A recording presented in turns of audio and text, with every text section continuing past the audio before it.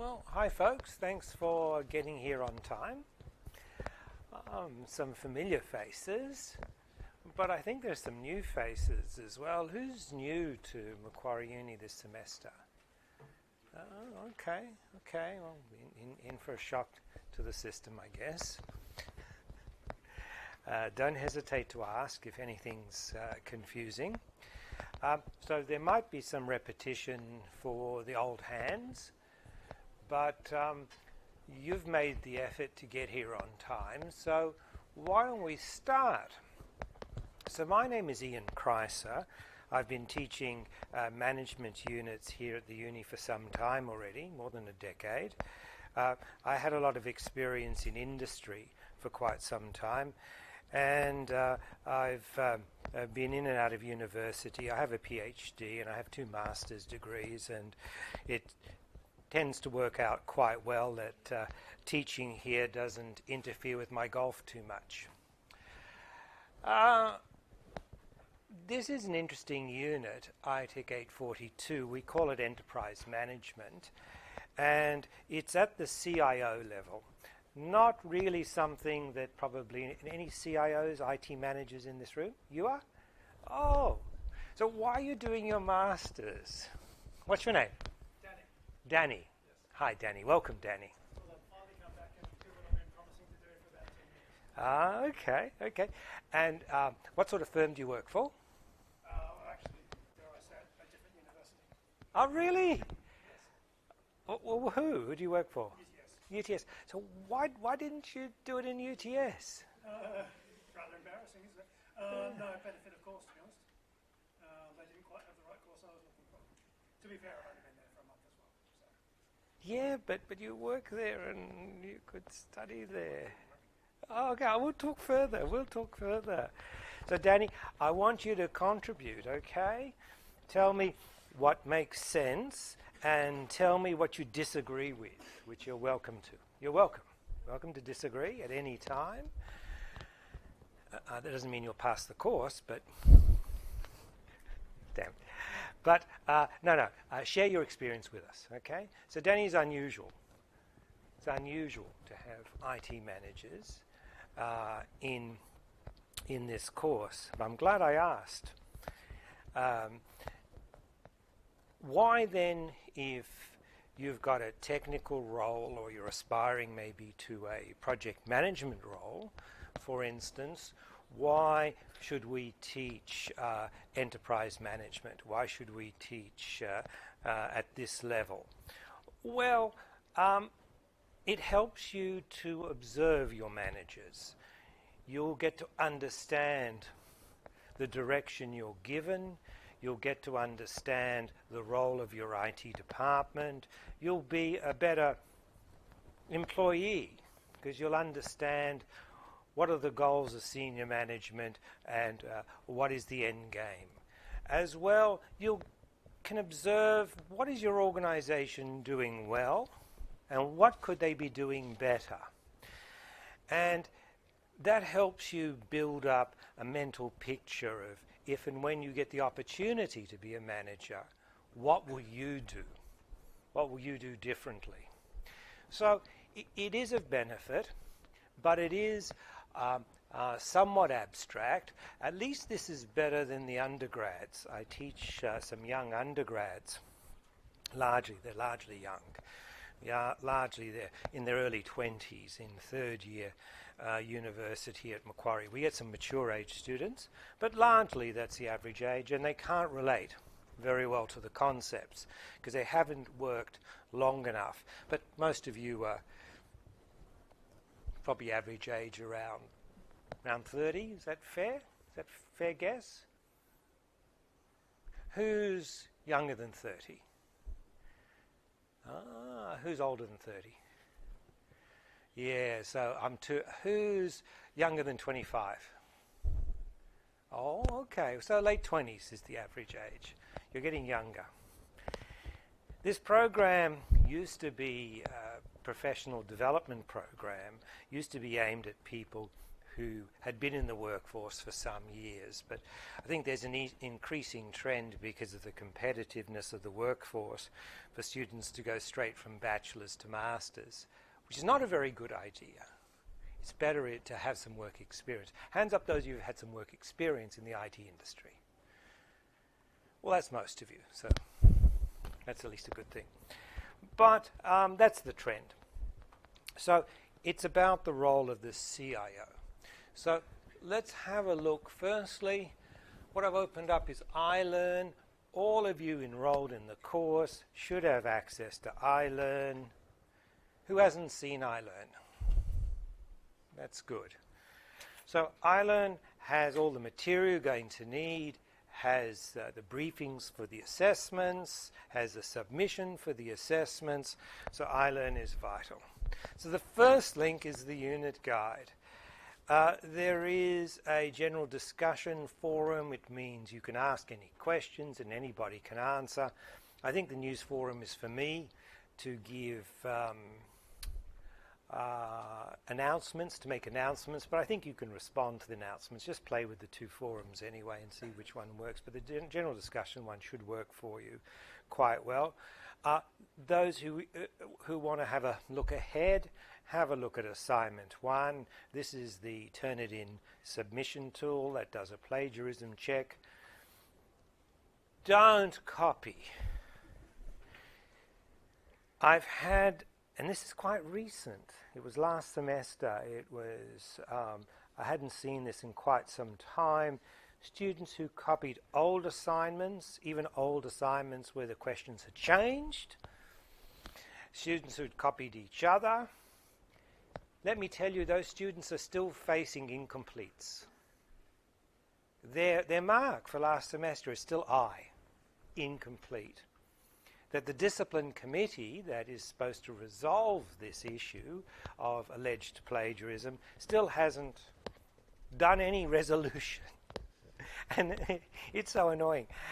And they're still asking me what's going on, and I still don't even know what's going on. So don't overtly cheat, copy and paste, use segments from somebody else or from some past student. Not only do you not get any marks, but your fate is indeterminate, literally indeterminate. I suspect those students will get no marks for the assessment, a very stern talking to, registered in a database, and next time it happens, very severe punishment, but given a, severe talking to, its normal practice is, given a benefit of the doubt, if you like, the first time, but not for a second time. So don't do that. So Turnitin is a tool that compares your submission to everything else in the world, in the whole world of student submissions, in the whole World Wide Web, to everything that it can find. It does a comparison, and it tells me exactly where you've copied from. Assignment 2 is a group assignment, and here's a selection tool. Don't use it yet. This class is pretty big, and hopefully a lot of you drop out before census date. I have less to mark then. So census date's about week 4, week 5, so we're not quite sure of, I'm never quite sure actually, of who's in my class, because what's in iLearn never reconciles with any sort of class lists I get, because we have two siloed systems that don't talk to each other very well. But the numbers drop off usually. If you've got something to ask it, ladies. No? Okay. So what I put up here, hidden from students, it's not very good, is it? Why don't I try and switch roles to... Come on. Gee, that's slow. Trying to switch roles. Hello. Oh, there it is, student.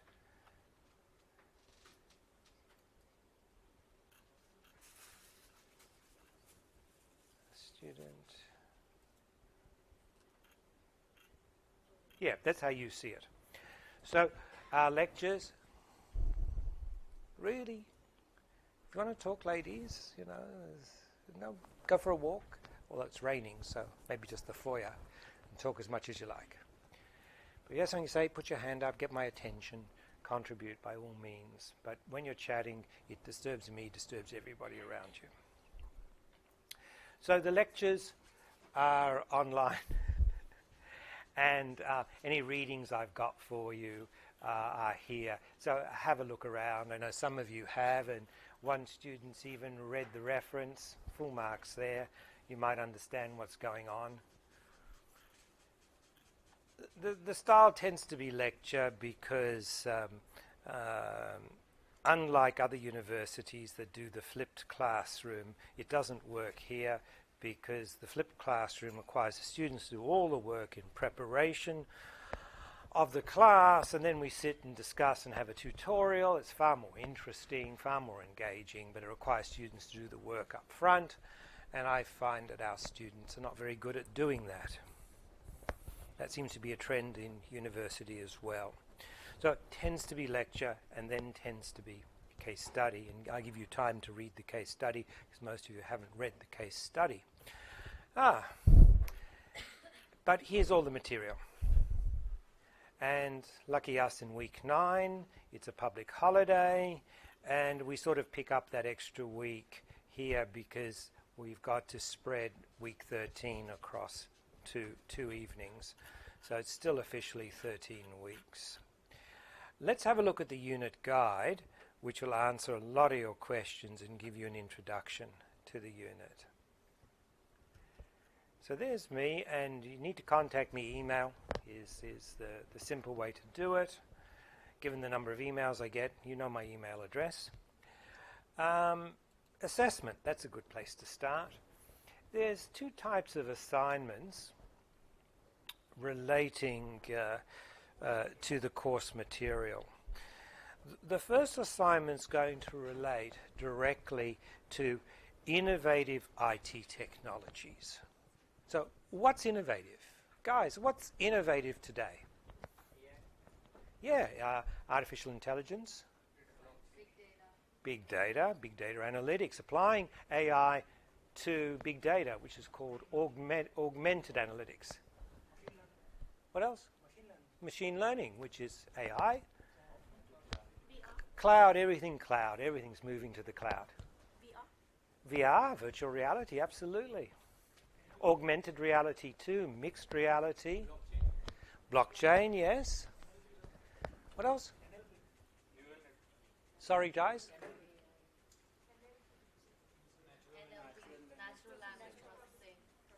AI, part of AI. Yep, but NLP, yeah, okay. You said that very fast and it was hard for me to understand.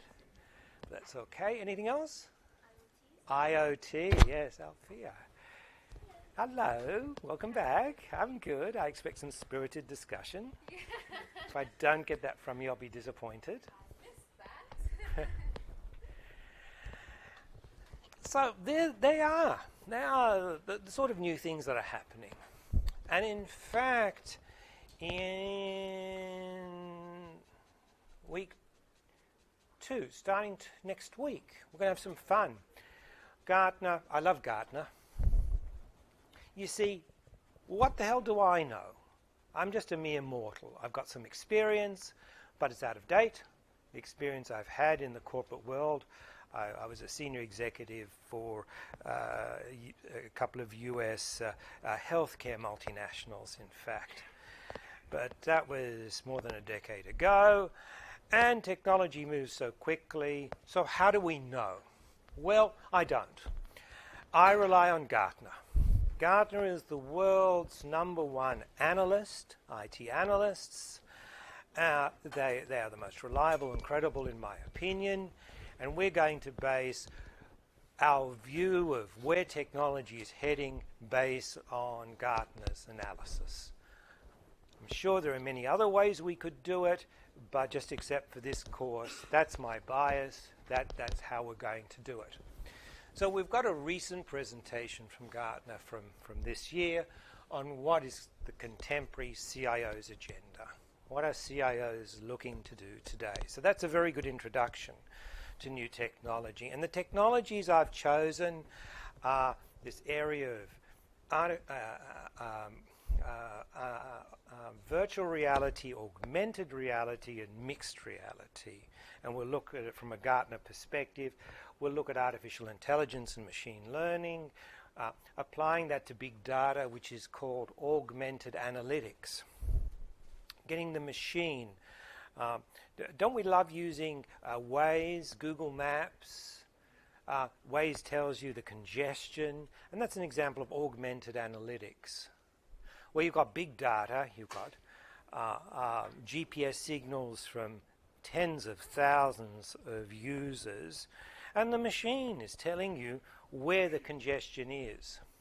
I took an Uber recently, and the driver was happily telling me the route looks clear, and then suddenly we were stuck in traffic, and it had started to look congested and disappointed.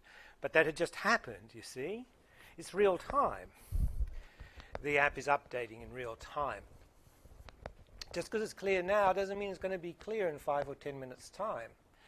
So that's an example of augmented analytics. And we'll look at the IoT, we'll look at blockchain, and we'll look at another interesting thing in the enterprise world of robotic process automation. RPA, Royal Prince Alfred Hospital. We do a lot of processing. Think about your applications and all of your resumes, and do you meet the requirements? I found the common requirement for my students are that they must have a pulse. I haven't had a dead student yet, but that seems to be the minimum requirement. Pulse in the checkbook. So not so much of an issue here, but if you were, for instance, being a caseworker for insurance and trying to do fraud detection or just process the cases, there is a growing, because of the growth of machine learning and artificial intelligence, RPA is starting to get more interesting, that you can get a return on your investment, where previously, in terms of training the machine, you couldn't get a good return. So these are the sort of things from Gartner, recent Gartner presentations, that we're going to have a brief look at, a superficial look at, not an in-depth look. And what I call that is push, technology push, where you have a new technology, and based on that new technology, you're trying to find a business case for it. And a lot of startups work under this paradigm of they've got a new idea, often technology-based, and they want to sell their new idea. We've seen this new idea take on, sometimes very successfully, Uber using the spare capacity that people have cars, and if you drive someone else around with your car, or the car is a fixed overhead anyway, the cost of the petrol is not that high, and you can make a few extra dollars maybe, and maybe you meet some interesting people. It's a bit social as well. So that has been very successful, and similarly Airbnb is another example. I'm going to need contributions of rubbish, maybe. No, that bin is just heavy enough. Same idea, using spare capacity. So we've seen a lot of innovation in the sharing economy, but most startups fail. Most new ideas don't work. So technology-driven strategies, generally, it's a general rule, probabilistically speaking, actually don't work. But let's have some fun. Your first assignment is to pick one of these newish technologies that we've covered in class, that Gartner has talked about, and find the business case. You can adapt an overseas business case, but something original, but you can adapt it. It can be based on something that you've found, but give me a business case for one of these new technologies, so technology driven. But by the time we finish the course, towards the end of the course, I want you in groups of 4, and I want you to focus on ITOs, IT-driven opportunities. So I want you to pick a real ASX 200 company, a company listed on the Australian Stock Exchange, the top 200 companies, a real company. First of all, tell me how well have they used technology to date. You look at the annual report and you look at what they've done innovatively in technology, but then apply and give me a series of IT opportunities for a real company based on alignment with their strategy. When you align with strategy, you're then going to have much more success. So think about this university. What are the strategies of Macquarie University? What does this university want to do?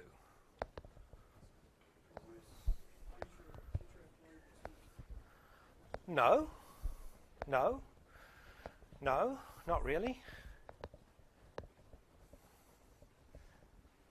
That's very noble. It's a great idea. But no.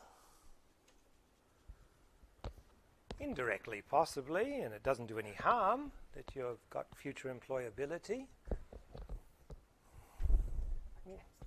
Yes, get students. So the university appoints lots of agents, does lots of advertising, might use social media, might do advertising. Yeah, come, ITEC 842? Yes, no, yes. Find a seat if you can. So use social media, yes? If you're searching for tertiary education on Google, maybe you get a Google ad for Macquarie University. Yeah? Wouldn't that be an ITO? An IT opportunity related to the strategy. Yes? Social media. What else?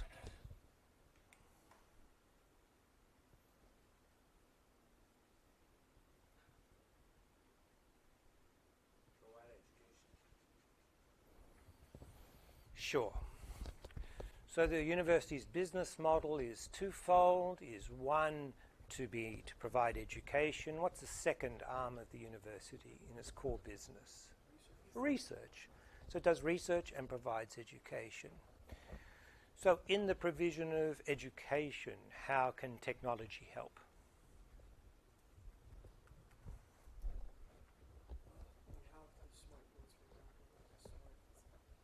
Yeah, is that board smart?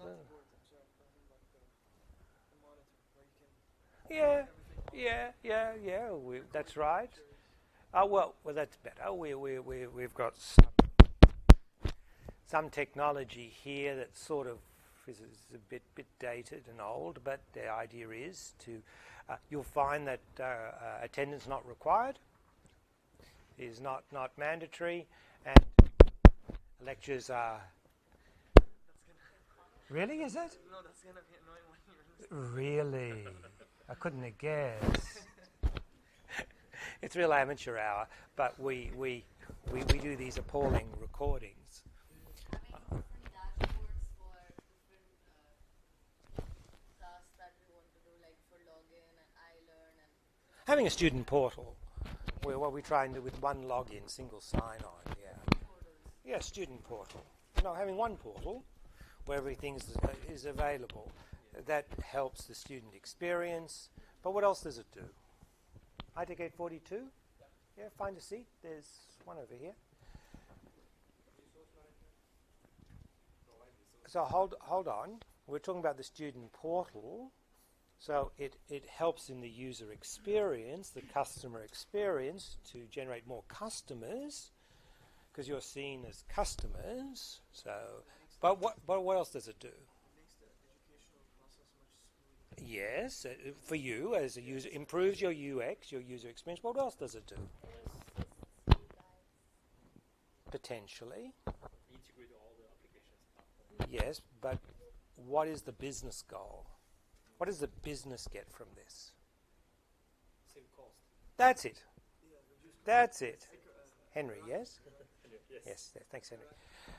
Irakis, yes. Improve cost, drive down cost. While we're on the cost idea, why do we have so many students in this room? Revenue. Boost one talking head, cram in more students. Or is it because the course is mandatory for our degree? Well, that's an art form, I think, in terms of how do you design courses. And someone came from UTS even here, so it's a sign of what a good job we're doing. And how full this room is another sign of how good we're doing, how well we're doing. So something's being done right in that regard, but that's more art. That in terms of creating a course structure, that's a creative element. Rather than, couldn't ask a computer to design a course for us, because it would look at all courses and design something right down the middle compared to all courses. Then you'd say a computer, this is not distinctive. This is not different. So we're looking at what are the business core businesses of the university, and how does technology support business? So that is IT aligning with strategy. IT helping to drive strategy is going to be much more successful. And we call them ITOs, IT opportunities. And it's for you in your second assignment as a group to work together and to generate a series of IT opportunities for a real company. So for this university, improving the recording and the whole online experience. I think there's a lot of room for improvement there. As an example, that would be an IT opportunity. That the world of e-learning has jumped leaps and bounds, and we're still in the chalk and talk era, in my opinion, anyway. So that's an example of how IT could support strategy in a very obvious way. Now, the university doesn't like you doing group work for some reason. The argument is that you have an individual degree, but in the workplace, as an individual, you very rarely do anything, and you usually work as part of a team, as a group, and so learning to play well with others, I think, is a very important learning experience, but the university doesn't want to see too much of that. So hence the group assignment doesn't count for much, 20%, and then you have to do an individual presentation, individually marked. Has to be individual, even though it's part of the group assignment, just to meet the university policies. And you might have noticed, is that good or bad? Bad? Oh, it's a cultural thing. Hands up those who think open book is bad. Hands up those who think it's good. Okay. So if you want to memorize key concepts, closed book is good, because closed book focuses on that. Be able to regurgitate, recount key ideas of the course. If you want to demonstrate an understanding that you understood and can apply the concepts, that's open book.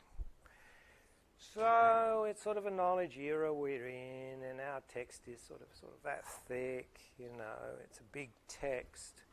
And I think that would be too cruel to have you be able to regurgitate everything in that text, and we cover a lot of ground. And much more interestingly in this course is, how do we apply these concepts, especially to the case studies that we look at? So we have a problem here. It's a problem that senior management has in every organization, and that is that senior management, enterprise management, is somewhat of an art and not so much of a science. If it was a science, everybody would do the same thing and all would be well in the world, but some organizations are far more successful, far more effective than others. And the reason is that management is an art. So how do students learn about the art of management? How? How could we teach it, do you think? How? Case studies, very good, Sayed. Looking at cases, looking at different environments, different situations, and what have organizations done under these circumstances. And that gives us a picture, a snapshot, an insight into the art. And so it's all very good to have lots of models, management, strategic management, all of our models. You will find lots of models in Johnson et al., our textbook. How do you apply those models? And I'll want you to know how they were applied in the cases. So if you come to the exam and you have to start reading the chapter to which the question relates, and then reading the case study to which it relates, I can tell you you're not going to complete this exam, are you? Going to run out of time very, very quickly. So you have to come to the exam with an idea of what was delivered in the lectures and what was covered in the case studies, and a good understanding, and lots of notes and lots of post-it notes that you use as tabs. And then, oh yeah, that related to that, and psh, yeah, that's what it is. Okay, yeah, I remember. You can refresh your memory quickly and then do a meaningful answer. If at any time in an open book exam you are copying something, copying a paragraph from the text, copying a paragraph from a case study, do you think you're answering the question? No. I can tell you, at any time, you are copying the theory, giving it back to me, you're not answering the question, and you won't get any marks for it. 0 marks. Because the questions won't ask you, what's the theory? The question will say, here's the theory, here's the circumstance, how was it applied? How would you apply it? Give me an example how you would use it. And not from the textbook.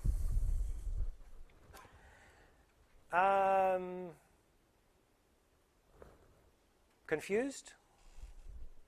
Have a look at past papers. So there's a tab at the library website, drop down, do you want to search periodicals or textbooks or past papers? It seems students are most interested in past papers. It's all they do at the library site is look for past papers. Have a look at past papers, and that'll give you the best insight into the type of questions I ask. Okay, so those are the assessments. Any questions on assessments? Good, because that's the most important component of this course. How do you pass it?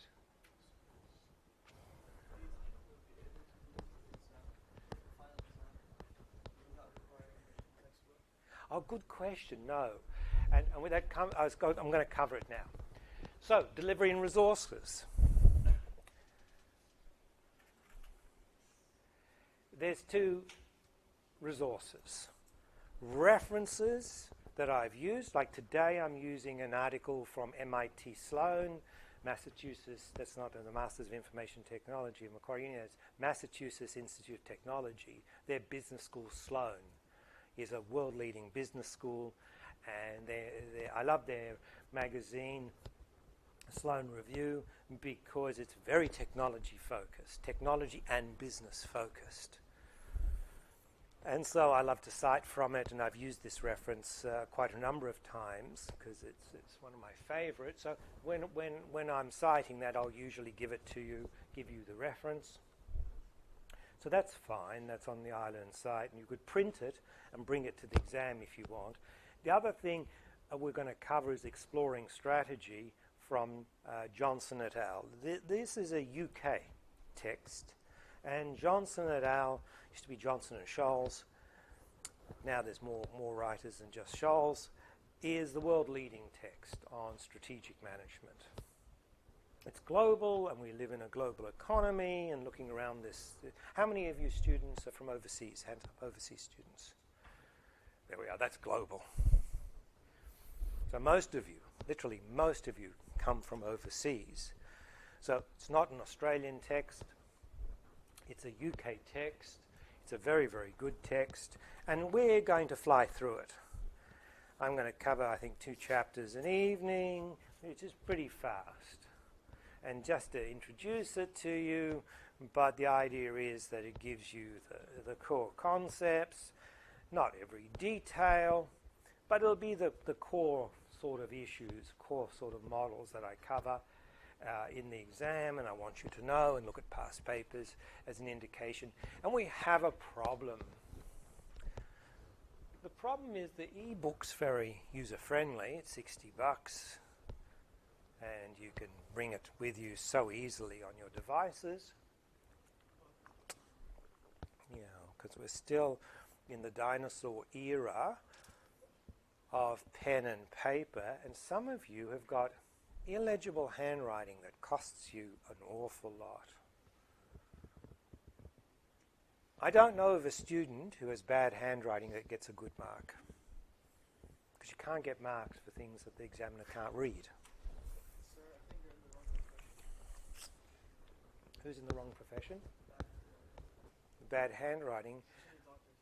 Yeah, no, not really, because in the IT world, at work,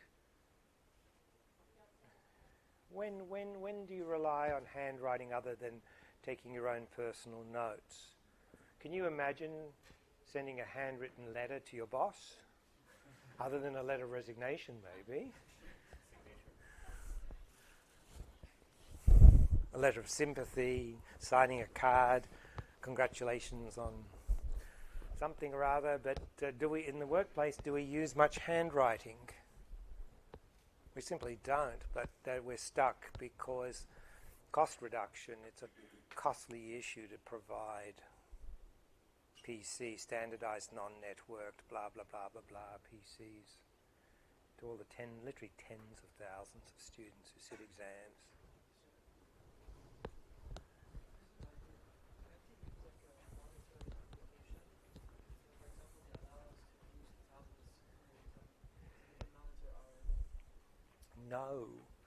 No, because that's all too hard for a university stuck in the chalk and talk era.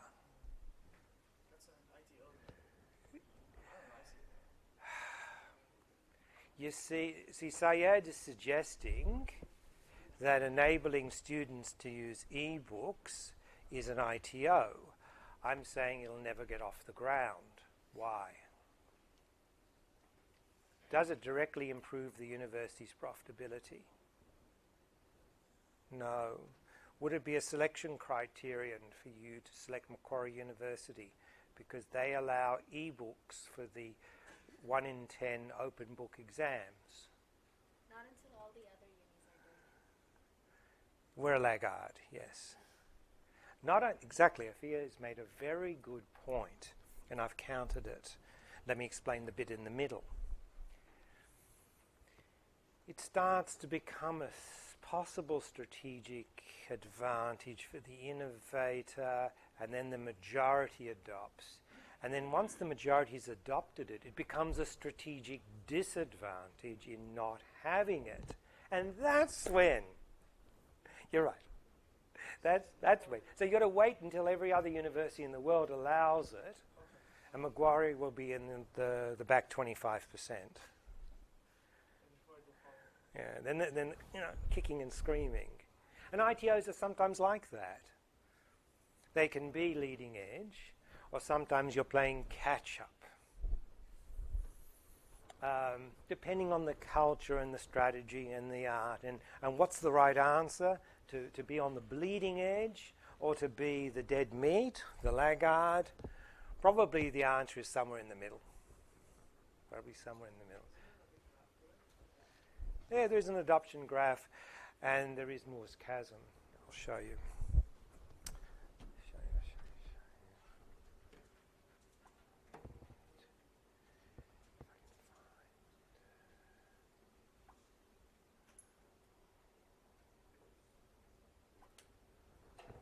that for technology? So, there is an adoption graph. It follows a sort of a normal distribution, and this is the number of oh no, this is time. Well, I haven't done this in a while. I'm getting it wrong. Don't worry, I've got the risk covered of making a mess. Oops. Have an eraser. This is the number of adopters. This is the time period. You know, consider it a year, a month, whatever. And so generally speaking, there's an average time for adoption, yeah? On average, the majority have adopted here. And so this is the early majority here. This is the late majority here. These are the laggards, or known as the dead meat. Here. But what Moore found, this is Moore's chasm. Moore's chasm here. And what Moore, these are the experimenters.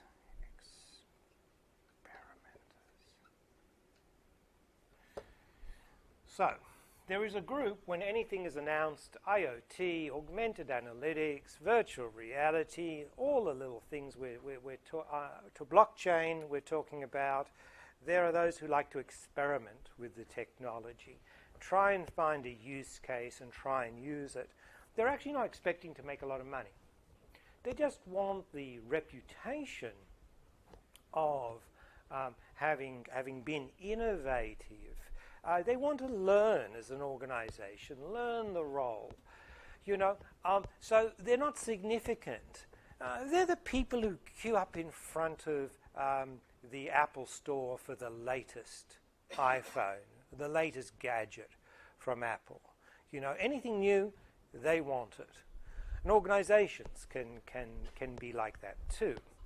So they're experimenting. They're not significant. They're not a big share of the market. What you need is the early majority adopting the technology.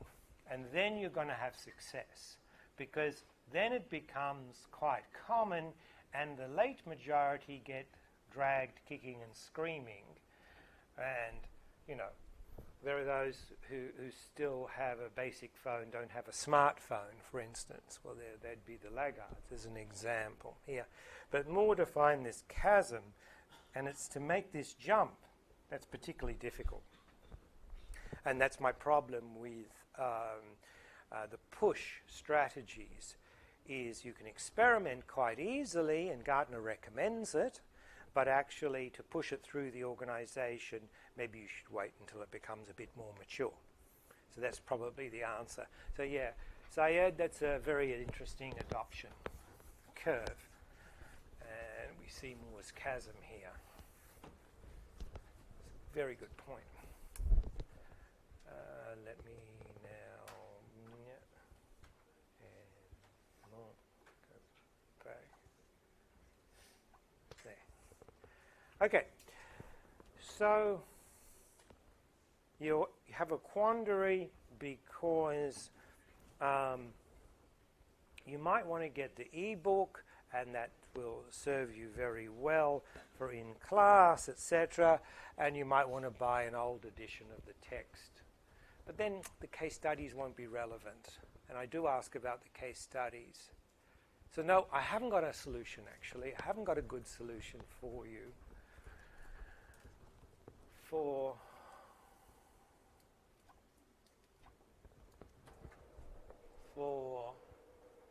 what to do.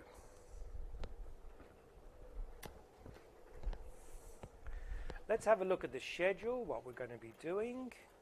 It's very warm in here. I've opened the door, tried to get the air conditioning on. Just have to suffer. We're going to talk about two things tonight.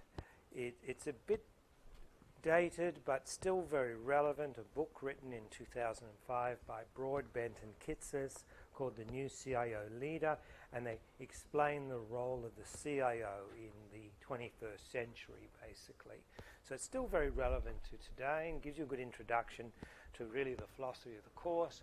And then an article from MIT Sloan that strategy drives digital, that investment in digital technology in ITOs is driven by strategy. And they use a Gartner survey, in fact, to try and prove that point, make that point.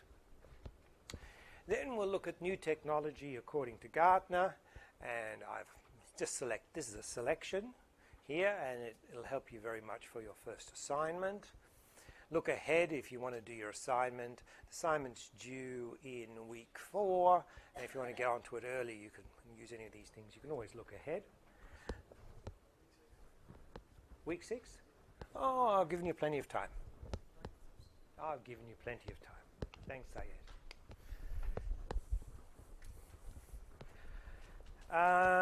Do I have it here? No, I've got it here too. You're right. I should have just followed the cue. So you've got plenty of time.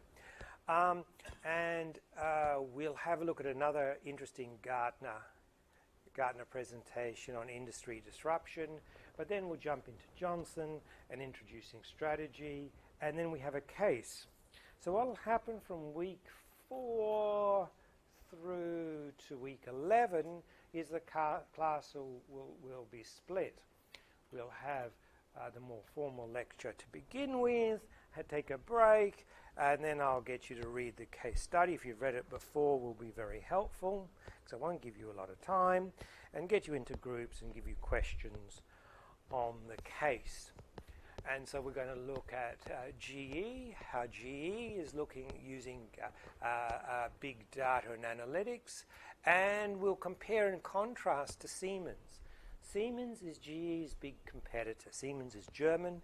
General Electric goes back to Thomas Edison. It is American, and they are huge global competitors.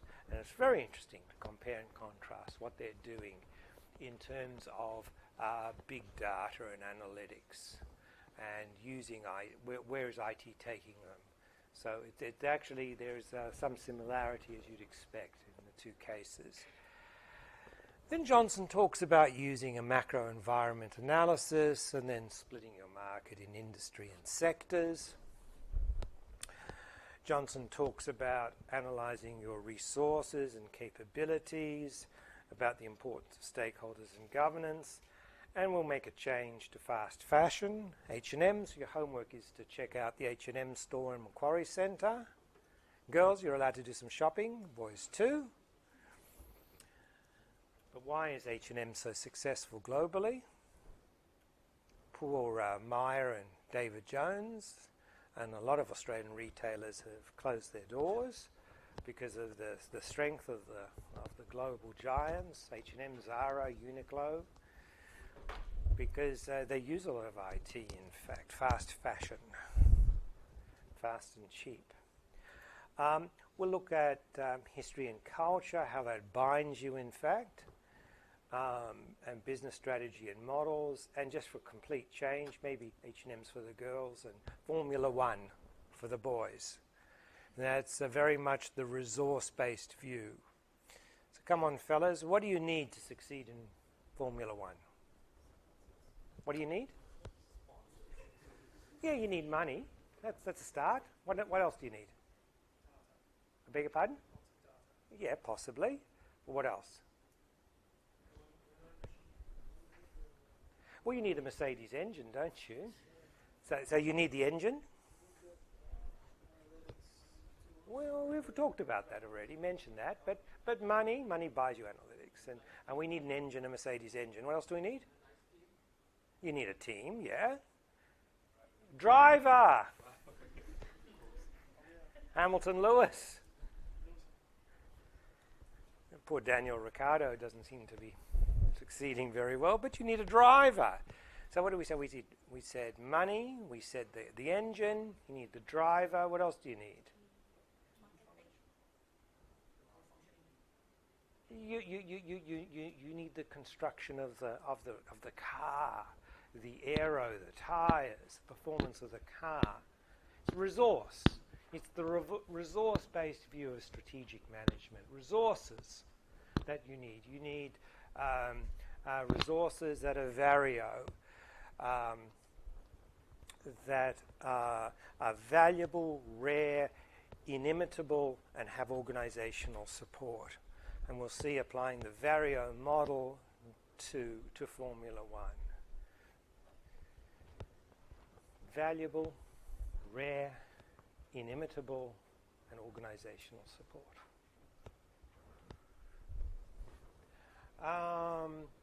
Then we'll look at Ryanair and how they do it. It's extraordinary how a low-cost airline can be so successful and profitable.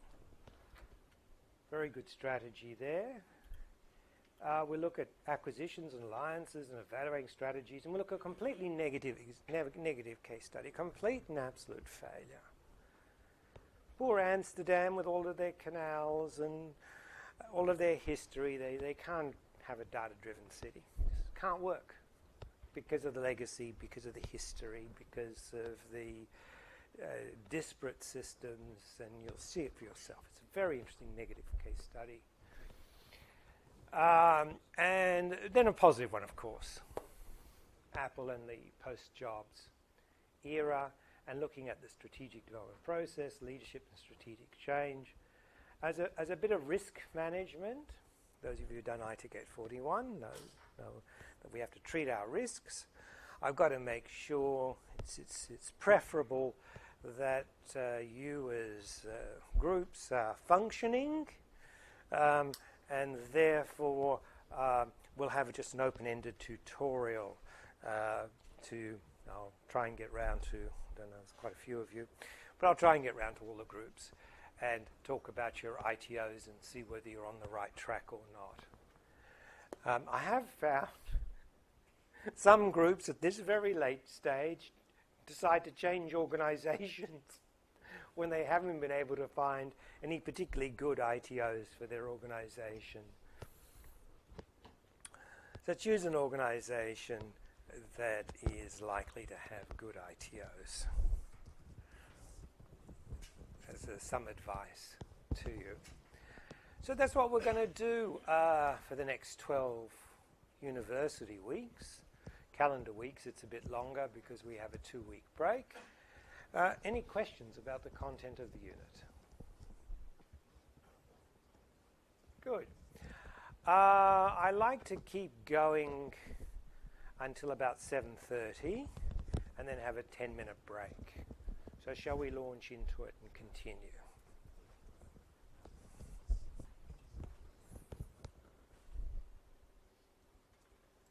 So the first thing I wanted to discuss, I think I just lost a PowerPoint there, is the role of the CIO,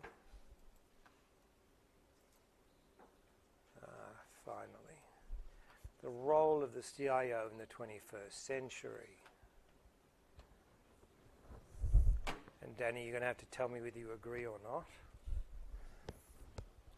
But according to Broadbent and Kitsis, who used a lot, the overview is that you start off as in a technical role, typically as a developer, a software engineer. Then you become a minor project manager, and then you get responsibility for much larger projects, a major project manager, then a whole series of grouped projects, a program manager, and then possibly promoted to CIO. So this is sort of the range. So I say that most of you in IT will come in on help desk, on coding, on software engineering, come in on a technical role, and then possibly your career will develop. So when you first come in here as a developer, you've got an 80% technology. Pink is it's not very good here. Pink is technology, yellow is business, that you're mainly focused on technology. Not completely, because you have to understand the needs of the stakeholders, what the customer wants, but you've got mainly a technical role. But as you progress, your involvement in the technology rapidly declines and your focus on the business rapidly increases. If you've got a dog, why are you doing the barking? So as you rise up in management, your role is to hire very capable people, very good people, to handle the technical aspects of the job, to advise you on the technology, to consult on the technology, and your role is adapting and applying the technology to meet the needs of the business. So they used Gartner research. They used hundreds of interviews with CIOs, and the Gartner Executive Program is 2,000 CIOs worldwide. And they used the annual survey with 950 CIOs, and they created this very readable book on the future of the CIO being part of the executive team rather than a technology mechanic. So based on their research, they distilled it down to 10 points, 10 aspects, and they said, well, of course, the CIO has to lead, but based on leadership, you have the demand side, what people demand of you, what is required by your stakeholders, but also there's a supply side where you have to push the business, push your agenda. So it's pull from 2 to 6, and it's push from 7 to 10. So first of all, leadership is the CIO has this credibility cycle, and that is you come into the job, you're initially given some resources here, and based on the outcome meeting the perceived expectations, you generate results. And if they're good results, your credibility increases and you get more resources. But if the results are not good, you lose credibility and you lose resources, and of course you lose your job. So what does CIO stand for? Yeah, you know this joke. Chief Information Officer, that's what they're going to say, and Danny and I know it stands for career is over. That the buck stops with the CIO, that shit happens, and you end up losing your job. It's often a revolving door, in fact.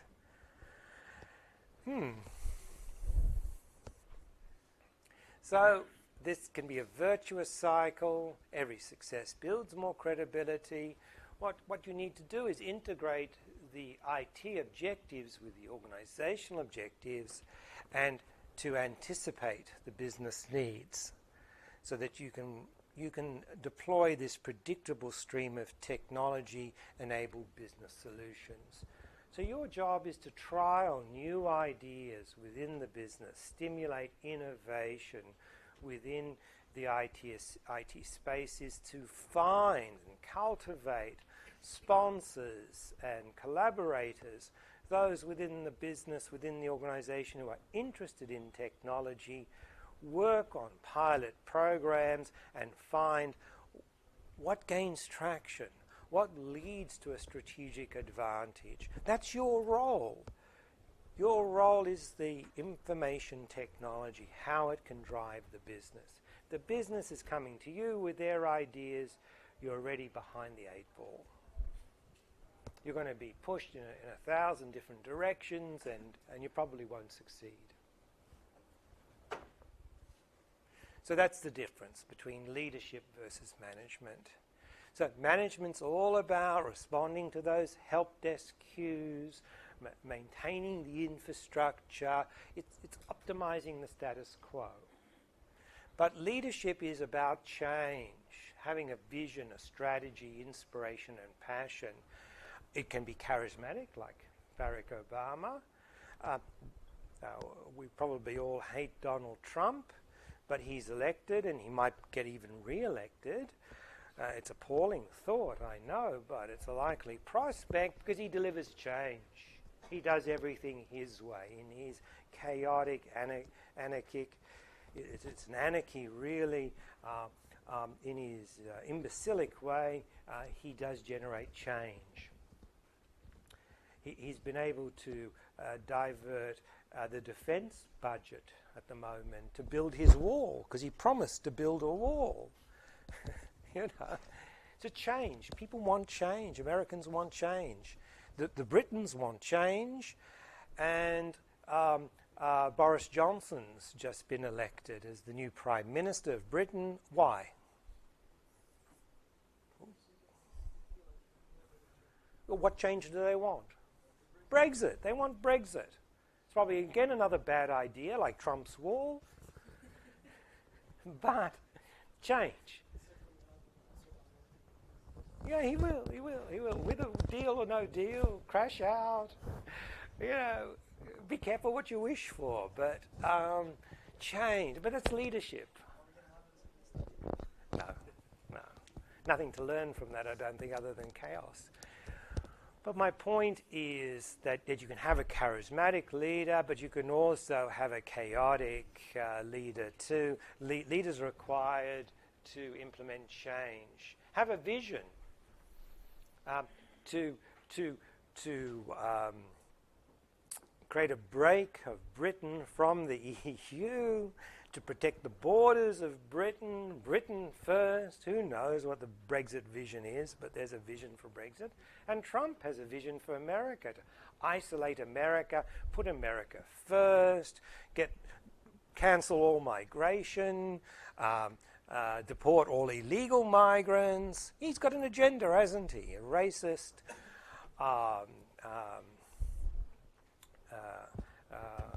very, how would you say, selfish agenda, not at all community or globally minded, but he has an agenda, he has a vision.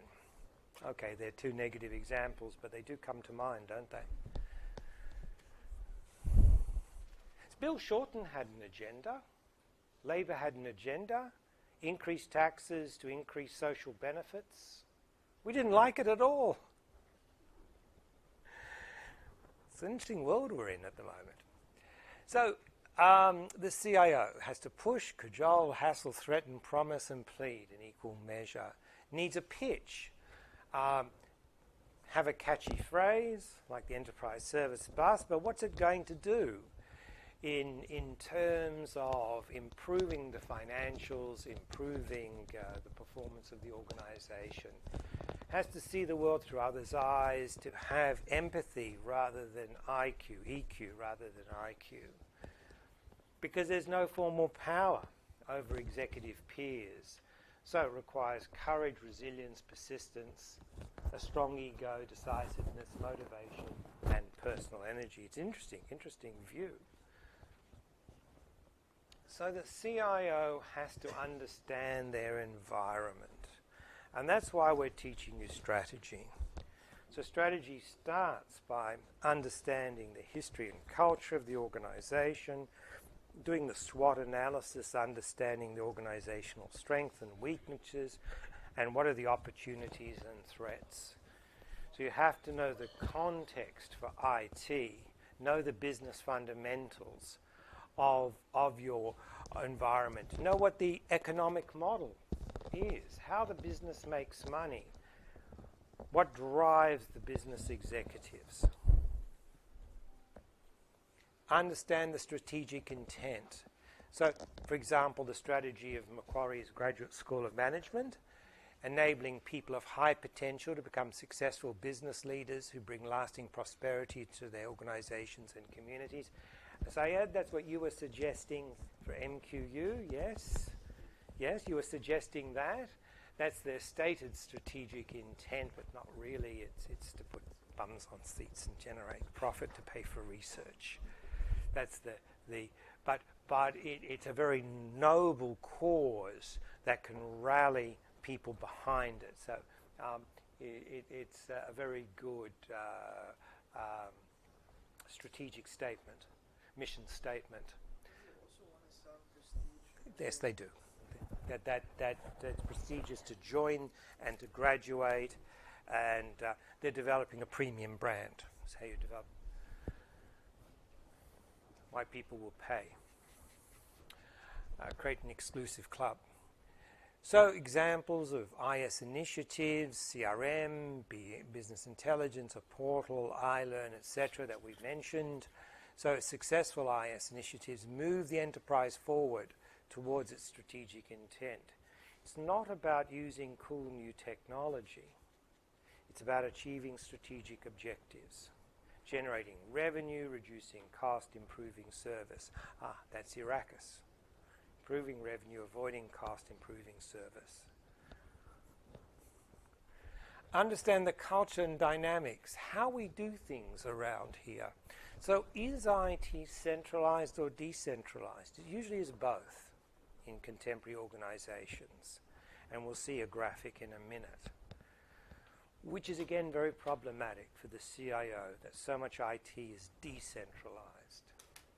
What's the basic outlook? Is it a fight for survival? And then IT is often used to cut costs, hence the big move to cloud computing, to reducing the capital cost of investing in new infrastructure as soon as something, for example, this university has more than doubled in size, number of students in the last 10 years. If you think about email as an example, to generate all the necessary email servers, and each faculty had one was using Novell NetWare, one was using Outlook.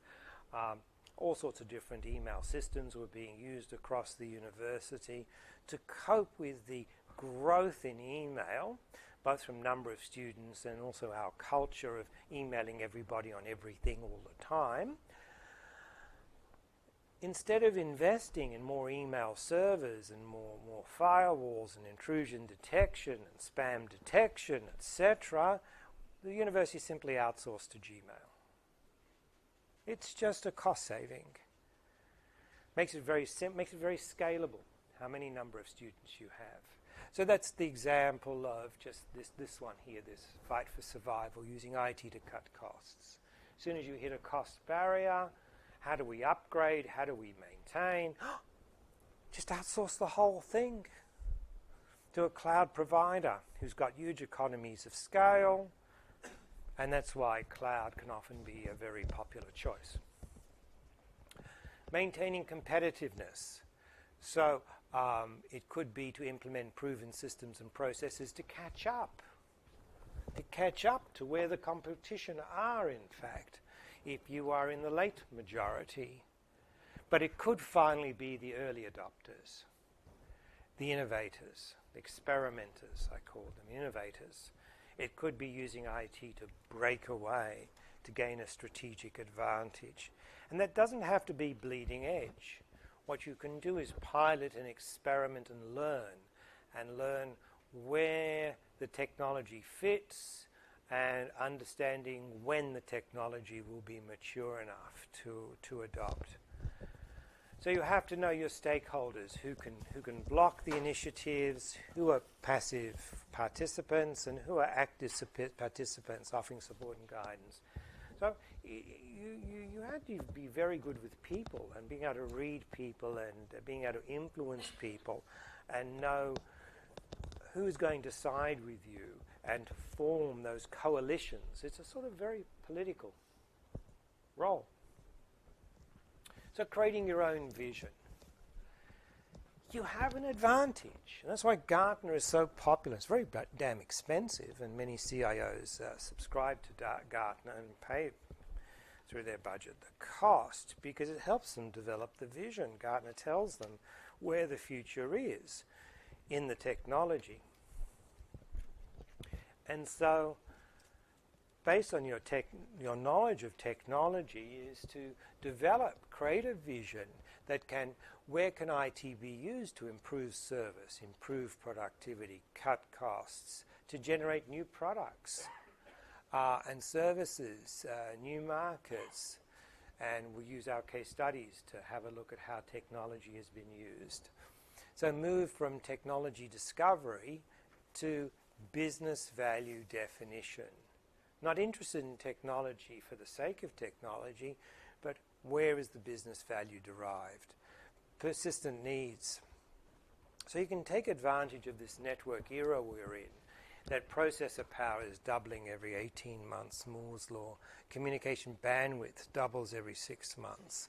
That the value of the network rises with a square the number of users. And data storage is halving in cost, or doubles for the same cost every 12 months. So we've got a lot of trends in our favour. For example, a roller bearing company, SKF in Sweden, rather than supplying roller bearings for machines, they're now a supplier of machine uptime using network remote sensing of paper industry machineware and conducting preventative maintenance. So selling machine uptime rather than selling spare parts and labour.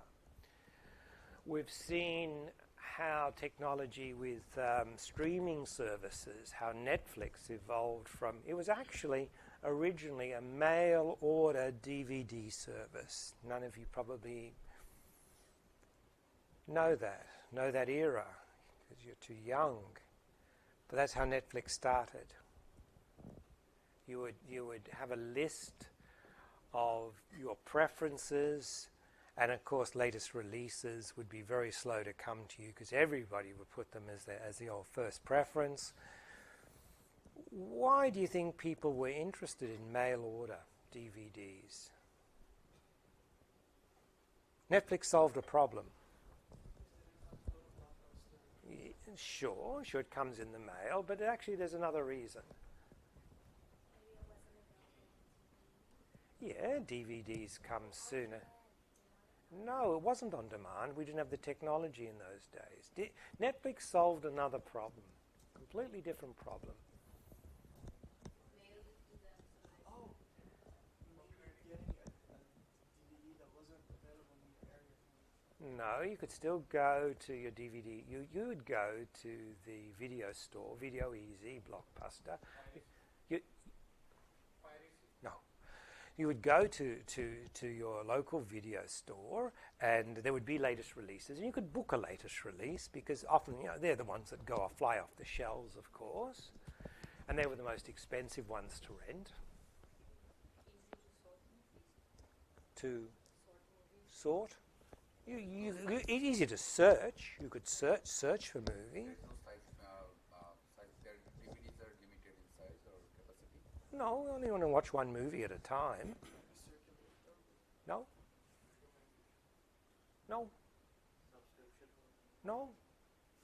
See, you don't know. It's an art, isn't it? An art. Business is an art. The problem that Netflix was established to solve was, find a chair, if you can, solve the problem of late fees. That video stores made more money from late fee fines than from renting videos.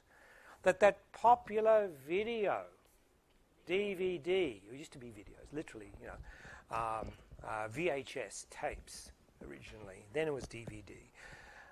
I'm showing how old I am.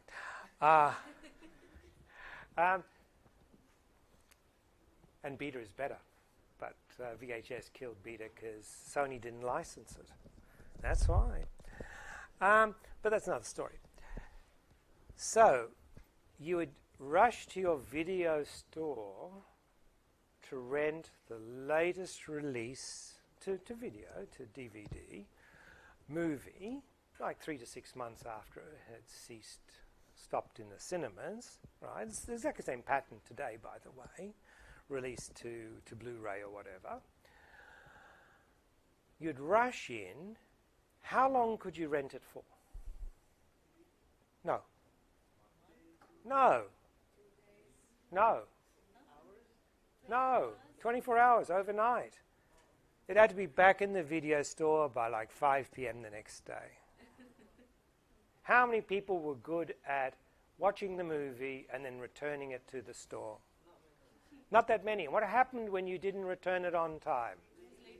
Late fees. Late fees. So video stores made more money from late fees. You're right, it's an art. Beg your pardon? You're right, it's an art. Yeah, management's an art, business is an art. So Netflix was established to solve the problem. What they said to customers is, here's the list of latest releases, everything, you just give us our priorities, and we, according to availability and to your priority, we'll send you out the videos, and you keep them as long as you like. A week, a month, a year, we don't care. You'll never ever get a late fee, but if and when you decide to return them to us, then we'll send you some more. That was more usable, user-friendly. Yeah, but not that great. And then they came across the idea of streaming. What was the limitation to streaming? Yeah, internet speed, bandwidth. And US has a real problem. They call it net neutrality. We've never had this problem. In the US, you pay for how much you download, you know, and we've always favored unlimited schemes. And but in the US, it was quite a problem in getting the bandwidth and getting the data allocation and everything, and that limited Netflix. And now their problem is, they've got a new problem. So today, would you buy Netflix stock? No. Why not? What's the problem they've got? What's the content problem, Danny? Basically, all the content providers have woken up to the Netflix gig and are now creating their own streaming service. Exactly. So to begin with, Netflix was novel. You mean we can get a new audience for our content? Steve Jobs had already shown the copyright owners that it was in their interest to subscribe to iTunes and have a cheap download. And so Netflix was quite persuasive, persuading the big studios that they should license their content and not too expensive to Netflix to enable Netflix to stream it to a new audience. And the studios were persuaded. Reed Hastings, the CEO of Netflix, was obviously like a Steve Jobs, had the charisma, was able to persuade them this was a good idea, and they licensed their content, 10, 20-year deals, long period deals with Netflix to get their content. But it's still a mess. I mean, by country and area, Netflix USA has got just a much bigger catalogue than we've got in Australia, and I think it's pretty hard to sneak in. You can sneak in on a VPN, but you've still got your Australian credit card, so I don't think that they allow you these days to subscribe to Netflix US, which has a much bigger catalogue because of the fragmented licensing. But yeah, they've all woken up that Netflix is a behemoth, and now Disney and HBO and all the big studios are having their own services.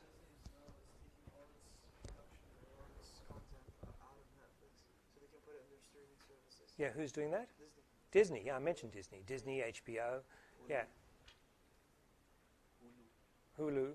But Hulu's a competing streaming service. It's not a production house. Okay, we're talking about the studios that produce the content. Aladdin, you don't need friends, you've got a friend like me, you know. That's Disney, you know. Wouldn't that then, like, put the two companies, for example, like, they would start negotiating policies in terms of maybe fees? So Syed's saying, can Netflix negotiate distribution? And that's all part of the art of management. The rules are, there are no rules. It's an art. So today, Netflix is probably not worth investing in. That its prospects But remember, the market, share market is dynamic. Market knows this already. It's already factored into the price.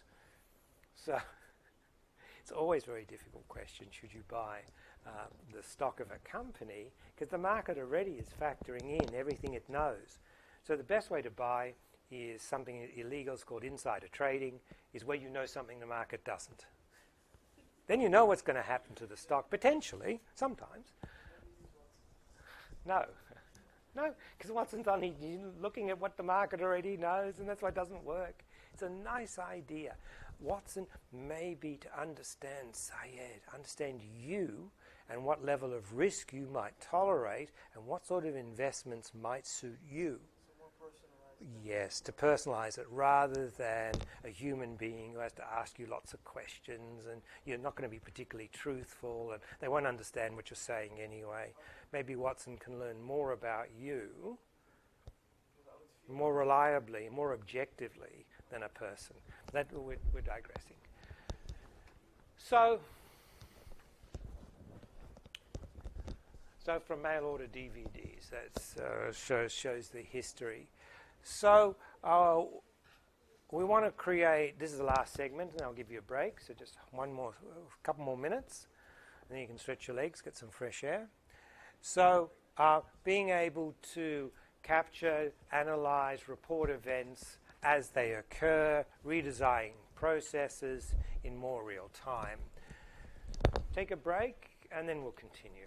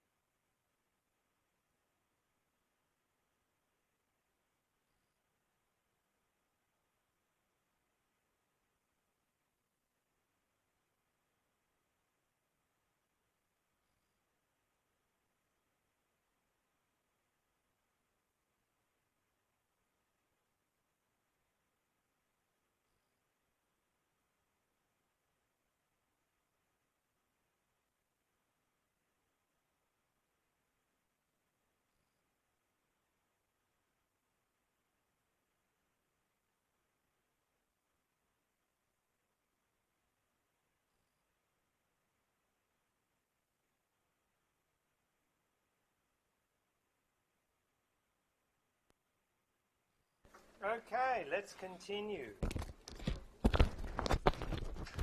So, in the book, in Broadbent and Kitsis' book, Shape and Inform Expectations is number 4. So, communicating, amending, gaining buy-in. What Broadbent and Kitsis, they talk about business tactics being business maxims, how we do things. It's an interesting term. So you have a strategic intent, a mission statement, and then you have strategies, strategic endeavors, and they boil down to business objectives, if you like. What Broadbent and Kitsis are saying is that the IT objectives need to align with the business objectives. Then you need good governance to make sure that you deliver on those objectives, and then you have your broad strategies. So an alignment model is what they're talking about. For example, we could have a business maxim, a business objective, that all sales employees are decision makers about writing new insurance policies. So this is for an insurance firm. So the IT maxim is all sales employees need to be given secure mobile access to the data systems required to write policies. If they are going to determine the cost of the policy and the conditions of the policy according to the company's protocols, if they're going to work that all out with the client and offer the client a policy on the spot and write that policy, then they need secure access to of course, check the decision tree, what are the exclusions on the policy, what will be the policy premium based on the input. So they have to be able to input that all into the system, the back-end ERP system, then give the quote to the client, and if the client says that's acceptable, to be able to write that policy immediately because the client needs insurance coverage. And insurance is usually quite user-friendly in that you often have a cooling-off period you can cancel within, say, 24 hours. Often it's 7 days. You can cancel a policy and get a full refund for the policy. So salespeople could be quite effective in writing the policy if they've got this sort of access. So this is the alignment of the IT capability with a business objective. So the business objectives focus on, as we've said, cost reduction or value differentiation, flexibility, agility, growth, better utilization of what is usually the highest cost for a business, the human resources, focus on delivering what management needs maybe in terms of analytics for decision making. So it could be the business wants to optimize cross-business synergies. Imagine your business has got different business units, but and each business unit selling to the same customer. How do we bundle all of our goods and services to get more of the business from this customer? And again, insurance is a good example. If you look at AAMI, for instance, if you have home insurance, home contents insurance, and they want to sell you home insurance for the home, you'll get a discount. And if, for instance, you add your car insurance policy, you'll get a discount on that. So we want compatible architectures and data standards across the different business units. An MDM project makes sense, Master Data Management, where you can recognize the customer, same customer, in each system, and then automatically give the customer an offer based on, well, you've subscribed to this policy, policy A. Do you know we can give you 10% discount on policy B? So IT maxims shape expectations for the role of IT in the enterprise. Sometimes it's not explicit. Sometimes you're not sure what are the business objectives. The business is a bit chaotic. And then you have to to create your vision as the IT manager, you have to reverse engineer. So, for example, we use IT to reduce cost through eliminating inefficient process. That's always a good one. Business always loves to reduce cost. IT is a service provider focusing on satisfying end-user requirements.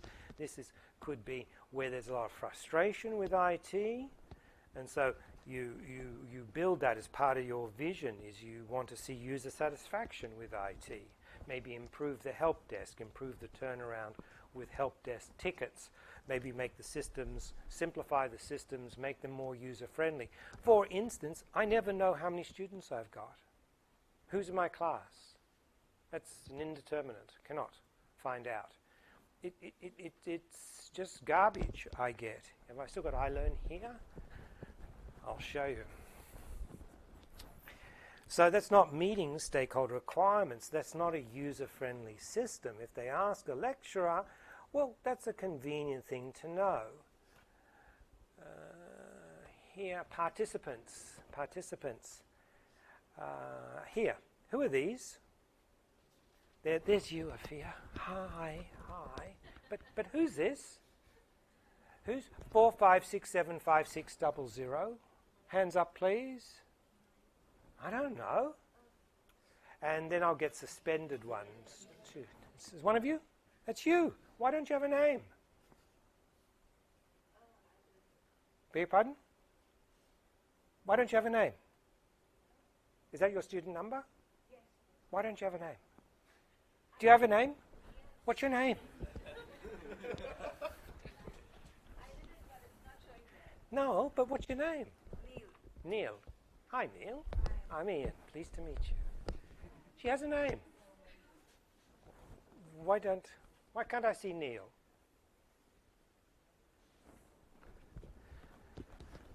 I'll explain why in a minute. It's a very good integration example. I want to show you show all 73. This is student view too. I've got the wrong view. I'll return to my normal role. Yeah. And look at all this junk here about it. Oh, that's internal versus external. I don't have external students. Okay, that's fine. Don't need to translate the page. It's not a foreign language. I've got suspended ones too. Is Rishan here? So Rishan Ahmed, Rabbi, has no role. You're roleless. You're deprived. So all I get is crap.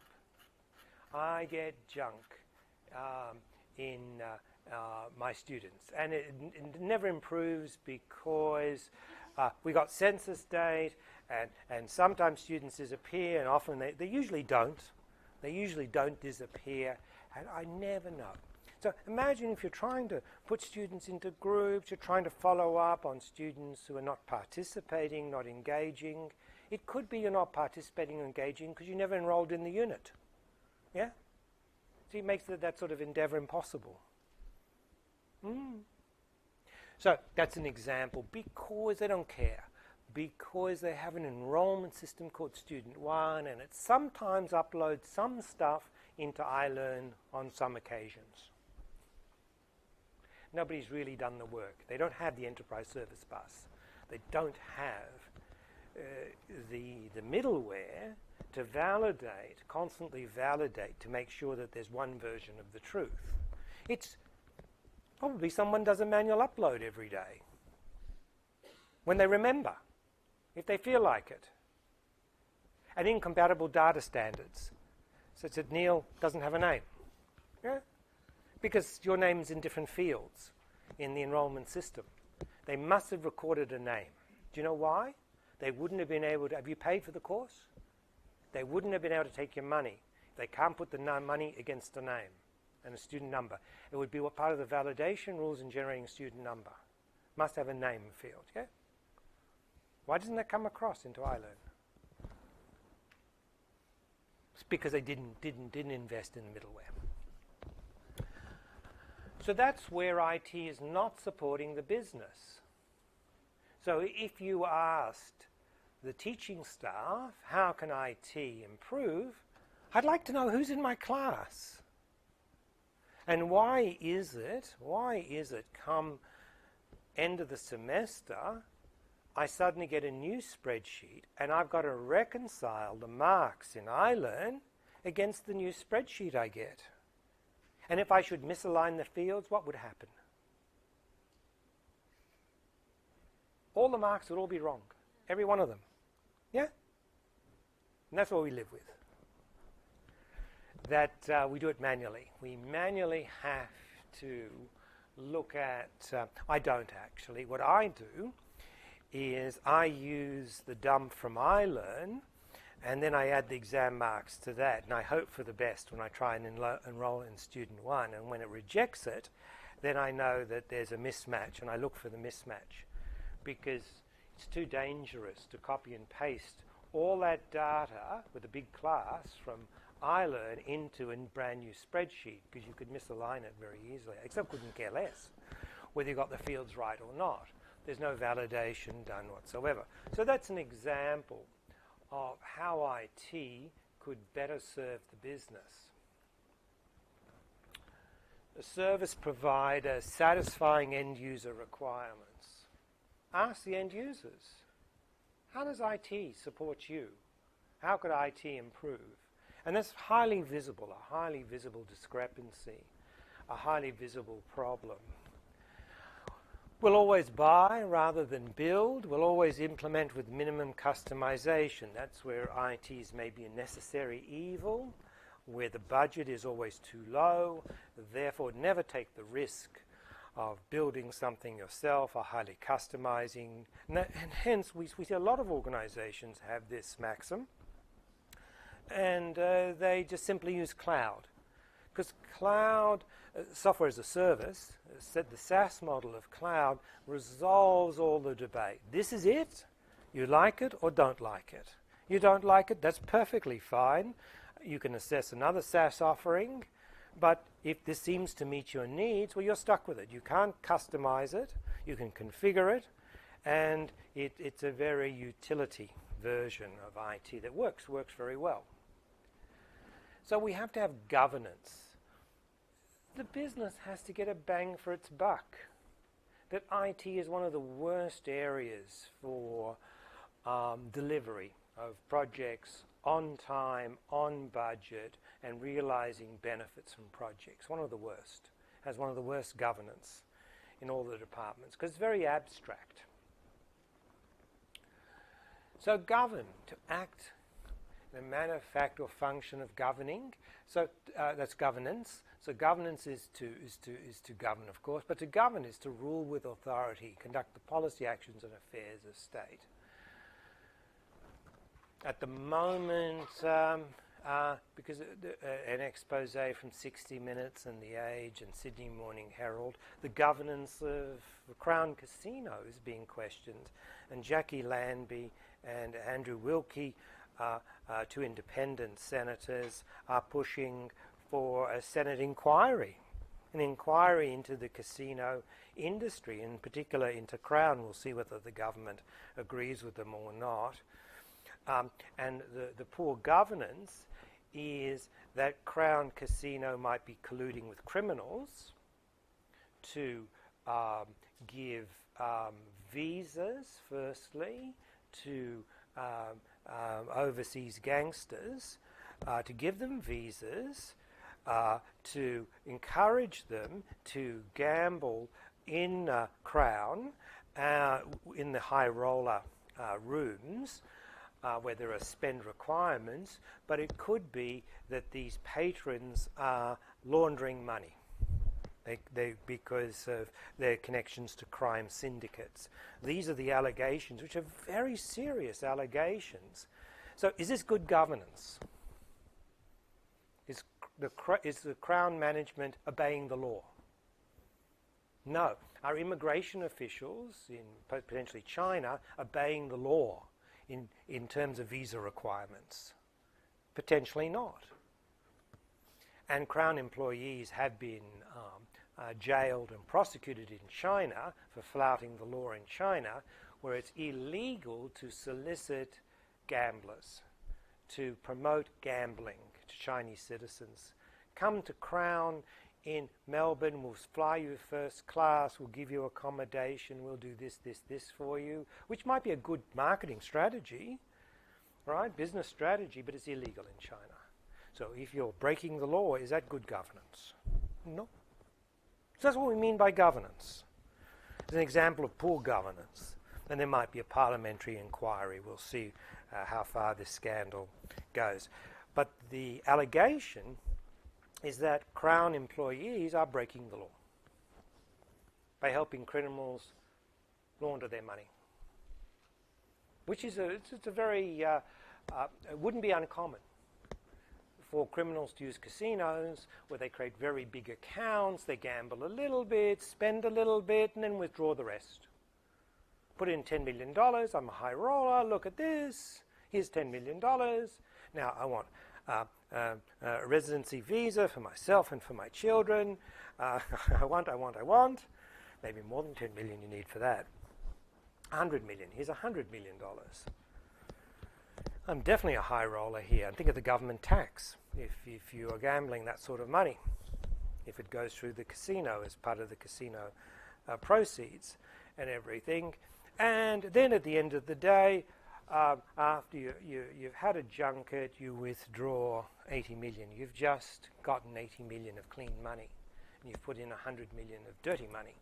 That's money laundering, making dirty money clean. So that's very, very bad governance. So it's the same thing, though. An enterprise that spends 100 million on an IT project wants to see a business return. What happens if, poof, if nothing eventuates of value? Is that good governance? No. So you have to show a return on investment. This first step, enabling enterprise to realize benefits of IT, is good governance. IT governance concerns decision rights and required input to drive desirable behaviors. Good governance ties IT and business strategies together. That money is spent in worthwhile areas, and historically speaking, IT has delivered benefit. And this is the credibility cycle of gaining more resources based on credibility. So IT decisions have to be transparent. How was this decided? What were the merits of the case? What was the business case? Strong alignment with business goals. Desirable IT behaviors are encouraged, such as cost reduction, sharing customer data, simulation of innovation, and sharing the risk, because innovative projects are risky, but sharing it with the business, that the business contributes to the cost of the pilot, cost of the project, make it reasonable, make it small, and see whether it's gaining traction or not.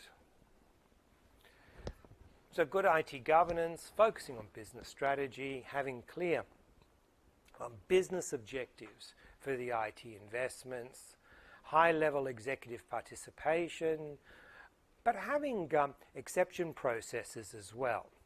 So the point here is IT department can't control all the technology expenditure. A lot of it is within the business units, and therefore, when is it that the business unit can invest in a different architecture, in a different system, have an exception process. So there's an awareness of where the divergences are. So weaving business and IT strategies together, they should be one and the same. So IT strategies are built on a knowledge of the enterprise, a vision, alignment with the business acumen, maxims, and good IT governance. You have to understand the strategy, basically, of the organization. Traditional approach to IT is to be a service provider, being pulled all the time, responding to requests. And you have to inflate expected benefits and minimize costs to get projects approved. It becomes a very political process, and then projects fail.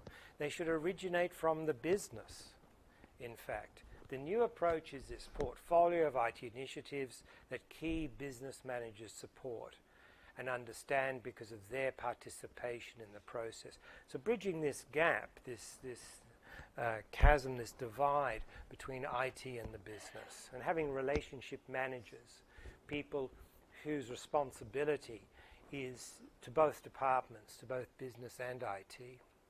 So it's all about ITOs. Here's where the expression is first coined, which drives our assessments in this course: IT-related opportunities. This deliberative process. Okay. So we have a problem. The problem is that large enterprises have a strategic planning process. And what it is a financial exercise. And what it involves is plotting on spreadsheets the historical performance of everything, and then looking at percentages, looking at how costs can be reduced, or how the rate of increase of cost can be reduced, how the top line can be increased, and how the bottom line can be increased. This is the strategic goal, and that is to deliver better shareholder returns. And one looks at market shares, traditional market share. Can we increase our market share? How do we do that? Are we getting involved in growing markets, which means our business will grow even if we have a static share? And that's the traditional strategic management process. I've been in many, many, many reviews. It's all about numbers. And there's a problem with this inherent bureaucratic process, in that it doesn't allow for innovation, because something innovative comes with risk, and you can't budget for it. Can't budget that you will achieve something new, because the risk of failure is far too high to include it in the budget. So what do you do? So these ITOs come with high risk because they're leading edge. But first of all, everything new the organization does comes with risk. Marketing new products and services have got high risk reward paradigm profiles as well. ITOs generate resistance because they challenge how we do things. So what you need is to change the environment, have an environment conducive to creative thinking here. And the trick here is piloting new technologies, is having a slush fund, having some money available to play with, and the business unit too, they have a bit of extra in their marketing budget, you have a bit extra in your administration budget, having a bit up your sleeve where you've made a cost reduction elsewhere, but having a bit up so that you can colour outside the lines, that you can do a few things that are unofficial, that are not part of the main strategy, and the idea is that you can experiment. And in that way you can get a lot of excitement around something very new, and then once some evidence is obtained that it is worthwhile, it then can become part of the budgeting process, but you've tested it in the meantime. So we have to integrate governance and ITOs into the IT strategy. So we have business objectives, we have a governance investment council. This is on the demand side. What are the problems and opportunities resolved by existing and emerging technologies? But on the innovation side, how can we use technology in new ways to create value? And that's, we've got these emerging technology, and what we're trying to do is prototype. So we need the two. We need the two to come together. Prototyping and innovation, as well as traditional approaches. Bring the two together. It's a bit of a juggling act, and hence the art. The trick is, don't spend too much money or too much time on something new and emerging. Just test the water. And failure is okay. It's better to have tried and failed than not to have tried at all, because senior management then sees you as being innovative, being creative, as long as you didn't waste too much money. Then they see you as reckless. But it's okay. Oh, you did that, did you? Come clean. Well, we took a bit of money from here, and we saved a little bit of money here, and then we did this, and it failed completely. And it failed completely because The customer wasn't ready. The culture of the organization wasn't ready. And based on this experiment, we are now recommending the following. Now it's data-driven. Now you have some evidence to recommend a new strategy, a new policy, and that becomes leadership. Leadership's about change. Management is about maintaining the status quo. So on the supply side, building your IS organization. And what Broadbent and Kitces talk about is an IS Lite model, a much leaner structure focused on efficient processes and being strategic in the IT services. In other words, often leveraging outsourcing, leveraging cloud, IS Lite. So focused on process, focused on letting the most able provide. So outsourcing things like the data center, the network management, the help desk, outsourcing the infrastructure management to infrastructure as a service, to cloud providers like Amazon Web Services, Azure from Microsoft as an example. So leaner, more agile IS, so that you and your staff can focus on the business problems, not on maintaining infrastructure.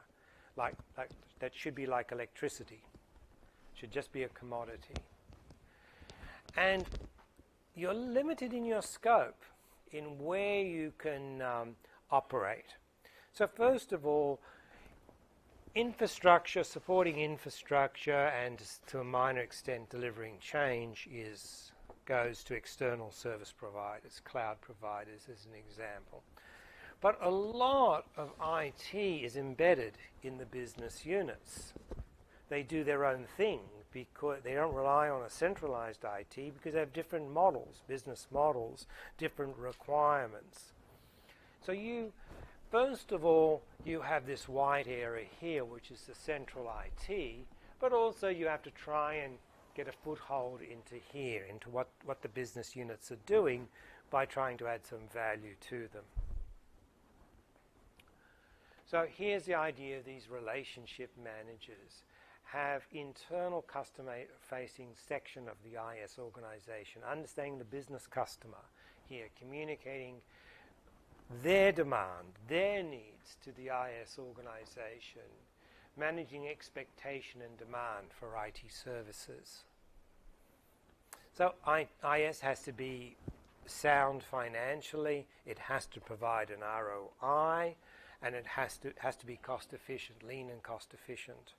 So you need a high-performing team, skill at working with others, and hence we do a group assignment. We try and get you to learn how to work with others, that to be successful in an enterprise, you have to have the right people skills. You have to have this EQ, this self-awareness, self-management, social awareness, social skills. So for effective leadership, have to be clear in the direction that you give others, a clear mission, a vision, and the right measures and evidence of progress. People need to know that they're on the right track and have the right metrics in place, measures in place. Group, don't get too big a teams together, project teams. They become dysfunctional. Have structure in terms of responsibility, but looking at the individual as well as the team. So developing the right competencies here. So you outsource a lot of the technical requirements and you keep the members on board who can relate to the business and translate the business needs. So Gartner has 25 new IS competencies, and certainly there are technical ones, but look at all the business ones. Understanding and analyzing the competitive situation, behaving commercially, understanding business organization, politics and culture, focusing on customers, and then the behavioral ones here. So it's a huge challenge for those who've studied IT, because often you do IT because you like numbers, you like maths, you like sitting in front of a computer and not having to deal with people. Is that fair to say? It's often why you select IT. Yeah? It's machines. It's not psychology. You're not sitting opposite a client going, how do you feel? Correct? You're not a lawyer. What problem have you got yourself into now? But that's what majority of it is. It's about finding problems and solving with technology. Yes, that's what Gartner says, but that's not why people choose IT. They choose IT because they like maths and programming and computers. Correct. They like dealing with machines and not people. Is that fair to say? Is that fair? Just trying to be objective. Not being critical. So we have a real problem here. Sure, you should understand systems and technology and designing and developing applications and application integration, that's important, and technical architecture and emerging technology. But this list is only up to 6. And that's 9, and that's 10. Yeah, it's a problem, isn't it? So that's where we're going to focus on this, and I'll try in the course to help you with this. Okay? Try. So managing risk, of course, that if you want to be innovative, if you want to lead, it comes with risk of failure. That managing the status quo is the lowest risk. If you don't want risk, become an accountant. Because accountants, they look at the numbers in the business, and as long as they've reconciled everything to the right cent, they're happy. The balance sheet balances. The income statement ties. But the numbers are terrible. Oh, I don't care about that. Right? So, we have to manage risk. Crime, vandalism, malfeasance. We've got to worry about security. We've got to worry about adhering to privacy legislation, identity theft. So we have to worry about what are the big risks in IT. And the big risks are security risks. And it is an ever-growing problem for IT. The more networked we become, the more open our systems become, the more vulnerable they become. And there's not a day that doesn't go by that I don't see in the newspaper about stuff. I think it was NAB just apologized to customers for, was it NAB? Security breach and losing data. I mean, if not every day, at least every week, it makes the headlines. And in the IT journals, will be every day. Some systems have been hacked and some data has been compromised. Oh. Yeah, and you can get free antivirus and free intrusion detection for Android. You know, it's no excuse not to have. But Apple doesn't seem to be very vulnerable, and we don't seem to have security on Apple devices. Maybe in iOS, it's built in. So what? Yeah, but any system has vulnerability. Maybe there's it's built into iOS. Might be. I don't know. I'm not a security expert. But I'm not surprised that Android is vulnerable. I'm just asking the question: why isn't iOS similarly vulnerable? But it could be the skill of Apple. Could be. There's certainly enough devices out there to make them attractive to hackers. I don't know. But that's something to worry about. So, integrate IT and enterprise risk. We have to mitigate, transfer, accept, or avoid. This looks very familiar to those who've done ITIC 841 in risk management. So keep it small, in other words. So you mitigate, prototype, proof of concept, phased implementation. Gee, that all looks very similar. That looks rather agile to me. Adopting an agile methodology. And that's why agile has got huge traction in IT these days, because it does mitigate risk. It starts off with prototyping, proof of concept, to avoid massive expenditure. Of course, we can use external providers, we can use SLAs, service level agreements, we can have penalties. Some risks you just have to accept. For instance, our new metro. Anybody travelled on the new metro that stops at Macquarie? It's good, isn't it? It failed today. It wasn't. That's what they initially said, but it wasn't. In the control centre, one of the employees smashed the glass for the fire control systems. And the control centre was flooded with a gas. I think, I don't know, it's probably, it's an oxygen-depriving gas that probably is not directly harmful. I don't know, Freon or something. Who knows what gas they use? What gas do they use? It's Freon, yeah? And the idea is to deprive a fire of oxygen to protect the computer systems, protect all of the equipment, and they have to evacuate it. That happened today.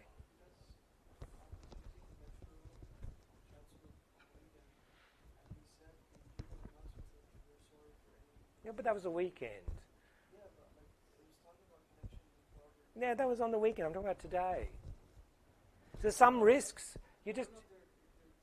No, they're not. They said today was communication too. It seems to be a catch-all. It seems to be a de facto excuse. But today, that's what it was. It was an employee activated the fire control systems. So some risks. So Andrew Constance, the Transport Minister, saying systems worked exactly as they were designed. You have to accept some risks. Human error. Human error is something you cannot mitigate, transfer, avoid. You cannot. There's somebody activating the fire control. That's sabotage. That employee will be sat down. Why did you sabotage the control centre?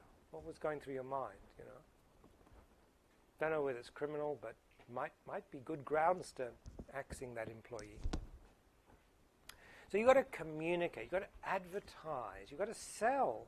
You've got to advertise your performance, articulate the shareholder value, because we've got this big problem. 30 to 50% of IT initiatives fail. The remaining ones often exceed their deadlines or exceed their budgets.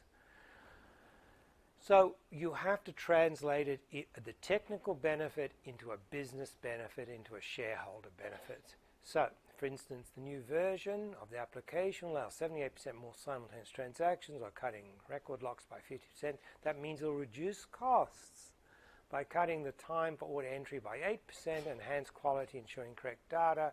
That will improve our bottom lines. You've got to translate your initiatives, and we'll do a lot of work on this, on the business, developing the business case.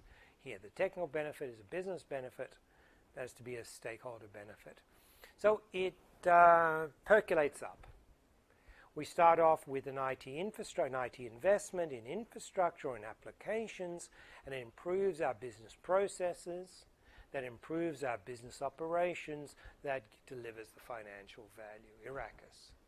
It either improves revenue, avoids cost, or improves service. That's the financial value.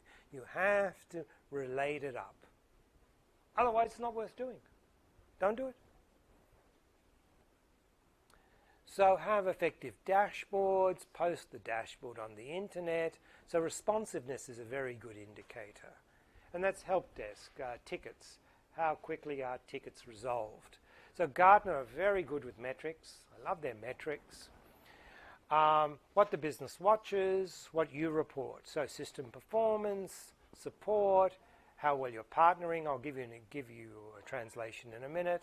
Service level of effectiveness, and they look at these things here. So system performance, percentage of time that systems, applications, infrastructure are available.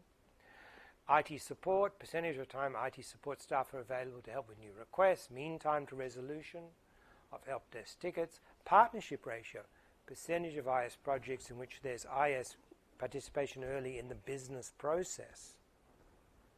And service level effectiveness, new projects index, cost ratio, some other good metrics here. Otherwise, you're going to be the chief technology mechanic. Just maintaining the status quo, managing request queues, keeping as big an organization as you can to maintain your power base here, infatuated by emerging technology, operating IT divorced from the business goals and specific business benefits. That all might sound very attractive to you, but it's a path to irrelevance and out the door. So it's a huge challenge to be an IT manager because you have to have an understanding of the business strategies, and what the business is looking for, and that's why this unit is teaching you strategic management. And I can't sum it up in one PowerPoint, and I do need a book like Johnson and Scholes for you to get it, for you to understand the art of strategic management and all the different models. You will be drowned in models, but how you apply the models, that's the interesting thing. Good. So that's just a note from Broadbent and Kitsis. It's somewhat dated, but still, I think, very relevant to today. And something more recent from 2015, a study from MIT Sloan Management Review, Strategy, Not Technology, Drives Digital Transformations. It's not technology push, but strategy pull.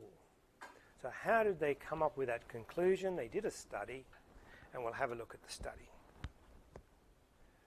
So first of all, they note that transformation, digital transformation, often not even about technology. And even this is a very funny thing. So there's a company, a spin-off from MIT. That's why they know this company well. They spun it off.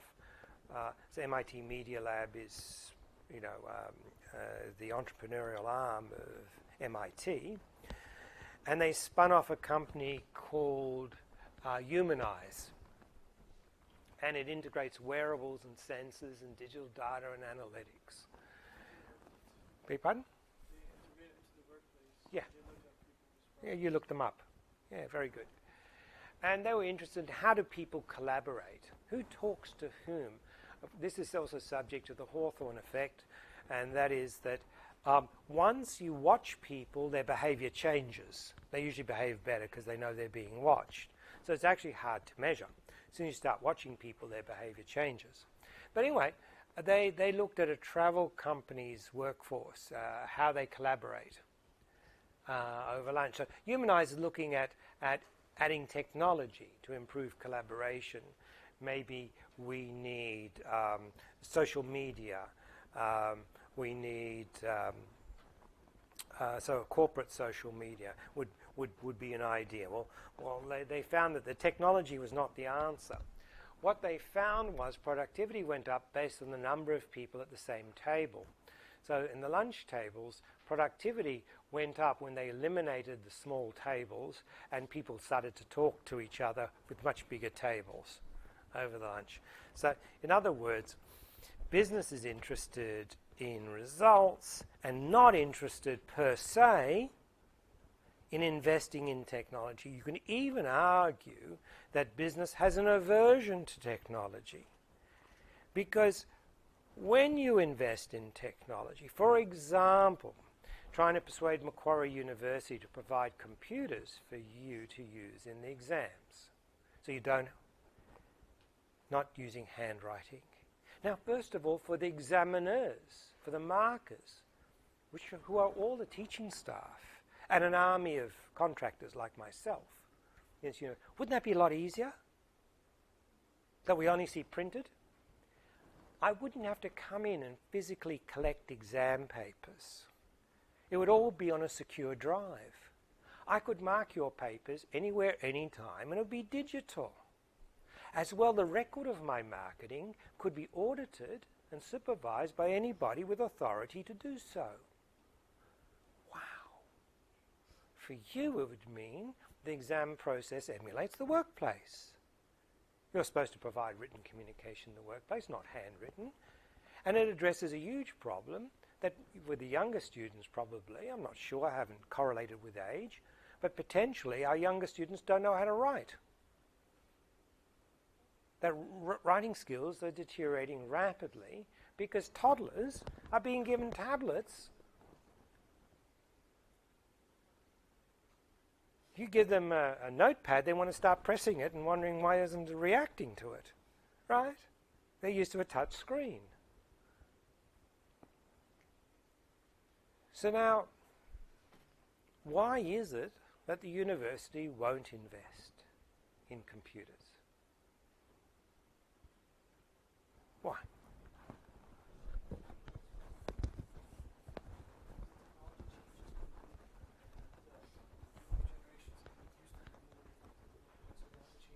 No, but the QWERTY keyboard is the standard. It's not about to change. Yes, big bucks, all this money. Are we going to get more students? Oh, couldn't really promise you more students just because we have computers. We advertise we have computers in our exams because you're focusing the students' attention on something very stressful, exams. So you wouldn't ever include it in your marketing collateral, would you? Oh shit, if I join Macquarie, you're going to sit through stressful exams even though they've got frigging computers. Oh no, See? So you can't relate it to number of students, can you? Well, will we get more students? No. And then what's the next thing that's going to happen? After we've invested this, big dollars. Got to maintain big maintenance budget, yes. And also, in between maintaining and investing, what happens? Shit happens. A student comes, my machine doesn't work. Okay, use the spare machine. The spare machine doesn't work. Yes, it does. No, it doesn't. Yes, it does. No, it doesn't. I don't know how to use this machine. See, pen, paper. You don't have an out, do you? I don't know how to use this pen. Well, you brought the pen. That's your responsibility. I don't know how to use paper. Yeah, that's your responsibility. Someone might loan you one. I bet you if only brought one pen into the exam and it ran out of ink, the supervisor would say, who can loan this poor bastard a writing implement at an appropriate fee? Yeah? I got two. No, but they would solve it for you. Of course. Sure. They'd find... But some people do that. No, they would solve it for you. They wouldn't let you. There would not be an excuse. So what will happen is you'll get complaints. My machine wasn't fast enough. It didn't update. I didn't save. I mean, if at all possible, a student is going to do something wrong with the machine. I can guarantee it. See how I've killed it? An obvious innovation, obvious move into the 21st century. But it ain't happening because it doesn't align with the business. The business doesn't want the investment. It won't directly generate increased student numbers. They don't care about the handwriting problem. They don't care about the reading problem. They don't care about the problems that will be solved. It doesn't get onto their radar. Having said that, I'm being too cynical. If you go and sit, if you do a professional course with any of the professional associations, your assessment will be an online multiple choice exam that will be automatically marked by the computer. None of this handwriting exam script bullshit. And I couldn't find the URL. I didn't know which button to press. Fail. If you're too stupid to work this out, then you're too stupid to be getting this qualification. You fail. Simple. See, so business not only needs a business case to invest in technology, they have a prejudice often against it because it costs money and creates complication. So we have a hard sell, or join another organization. That's your choice. It's an interesting question, isn't it? Who you work for. Yes. Because we'll learn from history and culture that it's set in concrete in an organization based on its history, based on its culture. It's either a winning culture like H&M, they're incredibly creative in how they design and how they manufacture and the autonomy they give their store managers, and it's built for success. Apple the same, or it's built for failure. Interesting point. So, in this study, they looked at 4,800 business executives. It was global. It was 129 countries, conducted in 2014 and in-depth interviews, and focused on social and digital business, investing in ECRM, social CRM. It's only about growing.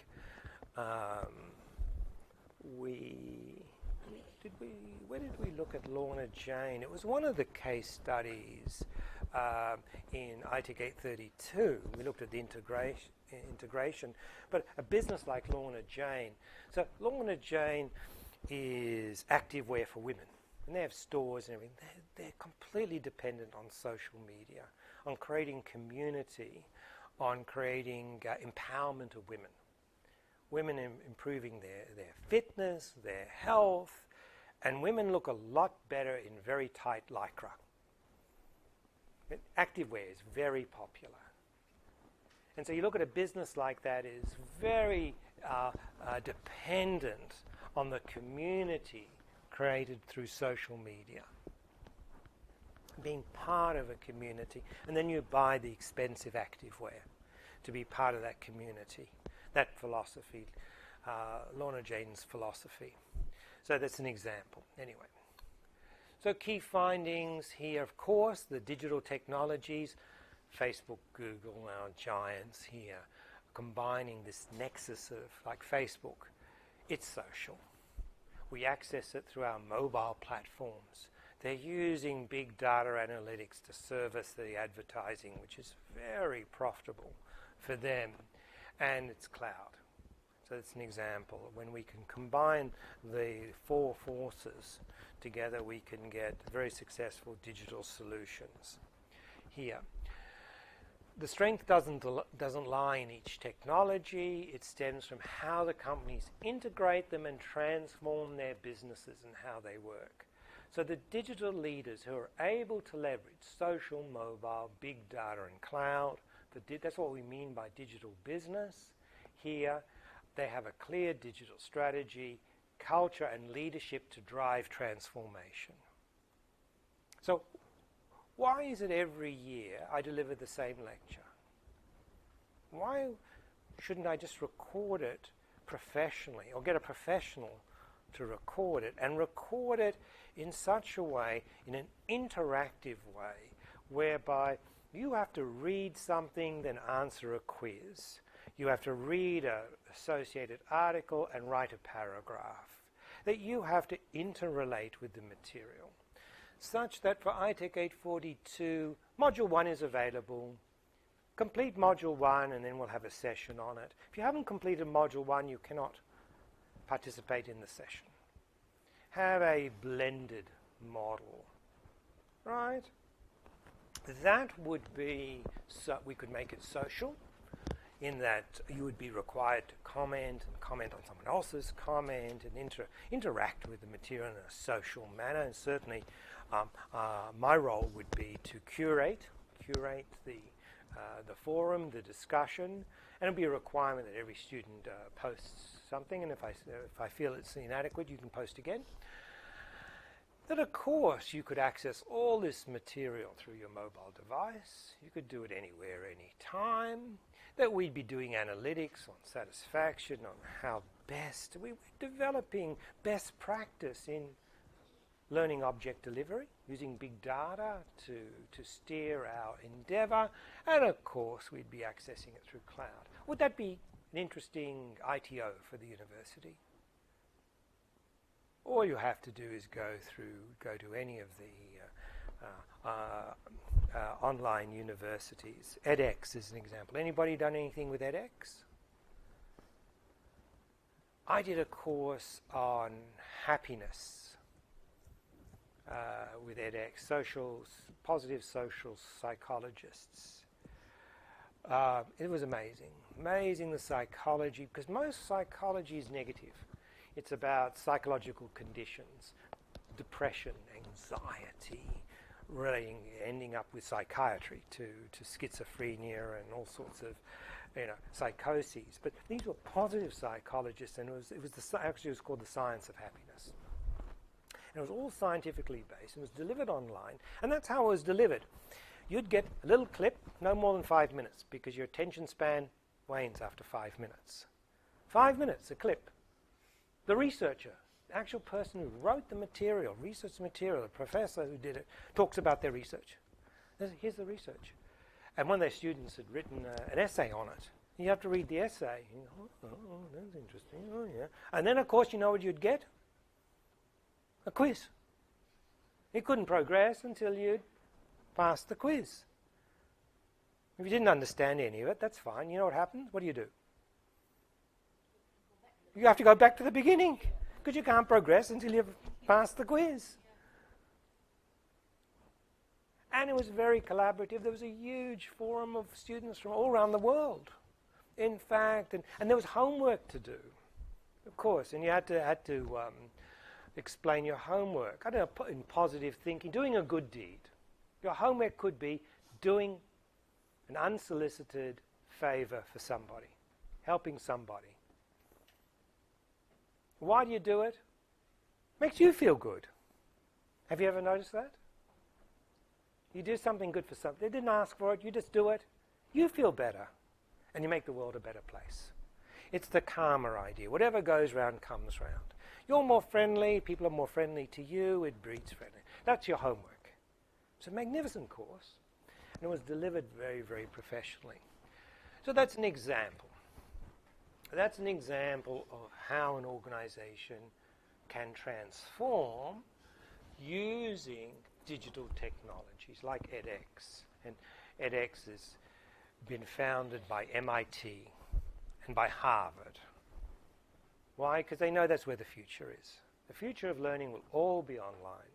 And they're developing their followers, they're developing their skills, their expertise, how to do this. And you need to combined with the capabilities. But how do they get their academic staff to do a snappy 5-minute video? Well, that takes practice. How do they get them to find the right essays that are really interesting? How do they find the right homework that reinforces the concepts that students are going to do?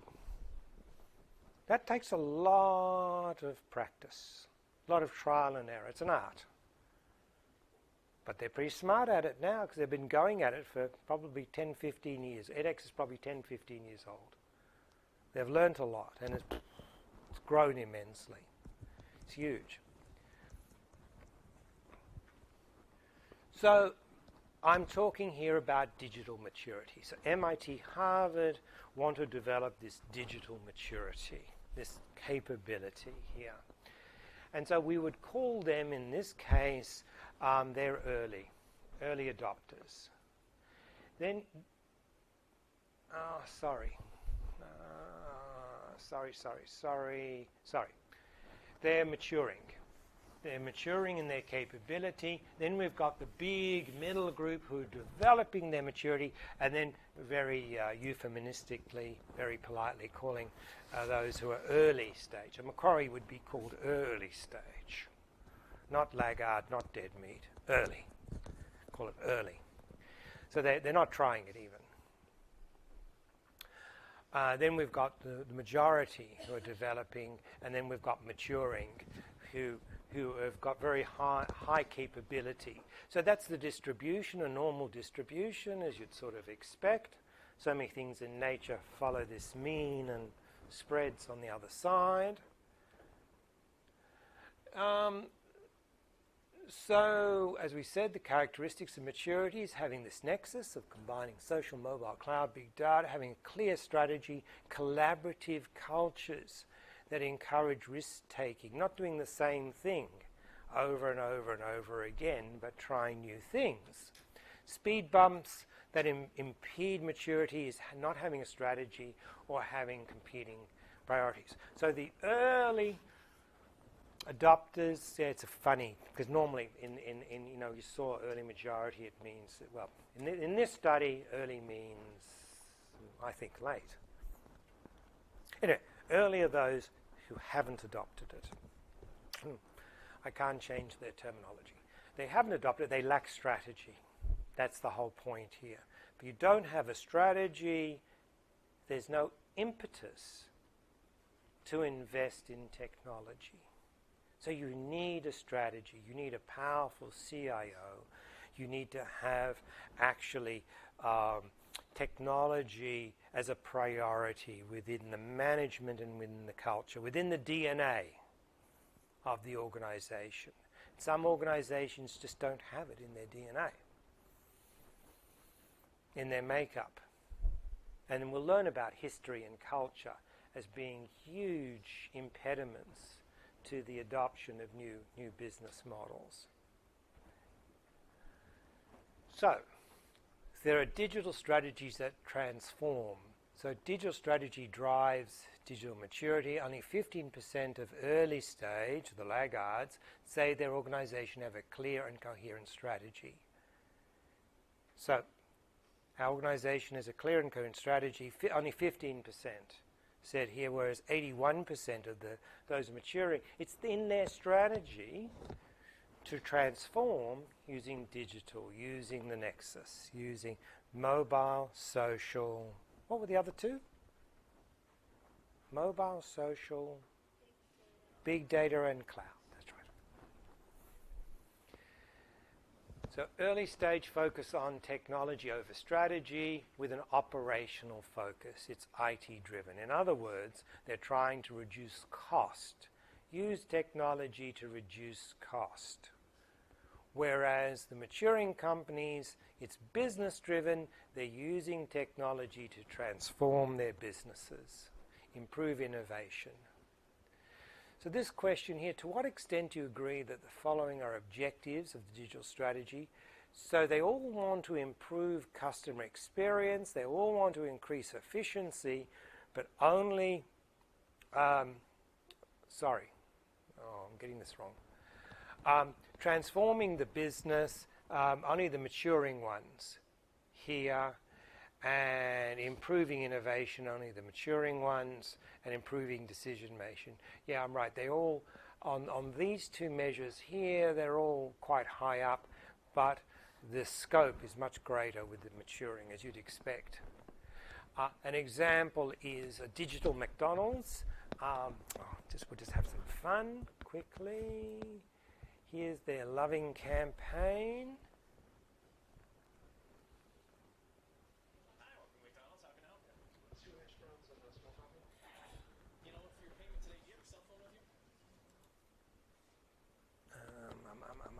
More.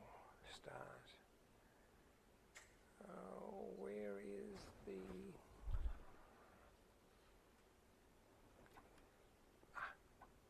There's the volume. It's hidden. Oh, that's why. Oh, it's going to get very loud now. I knew that would happen. Too much of a good thing. I've got 10 volume controls here. Hi, welcome to McDonald's. How can I help you? 2 hash browns and a small coffee. You know what, for your payment today, do you have your cell phone with you? Yeah. Dial up your mom, tell her you love her.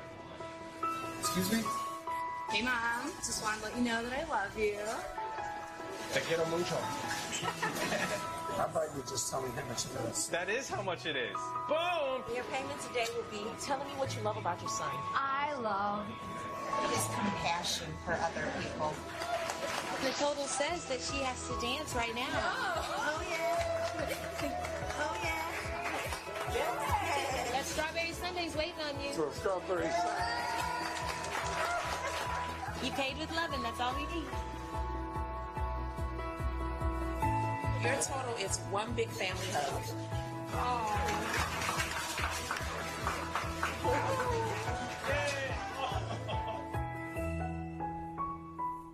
So clever. And they had the Super Bowl, which has the most expensive advertisements here. And they were using Twitter, and in each of the ad breaks, here, Mac has tweeted, here, they gave away the product that was being advertised. So they needed a digital newsroom, marketeers, legal, advertising, and social, and it was real-time reactions, and they got 1.2 million retweets, including Taylor Swift. Here, part of their Loving It campaign. So if there was a Toyota car being advertised, they gave away a Toyota Camry. They gave away a Toyota.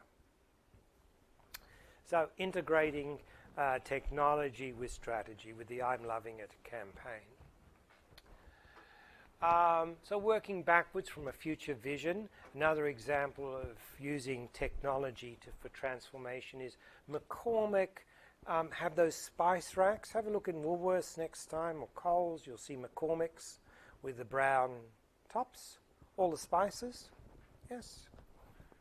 I like the chili powder, spicing things up a bit. Yes. Here's Flavor Print.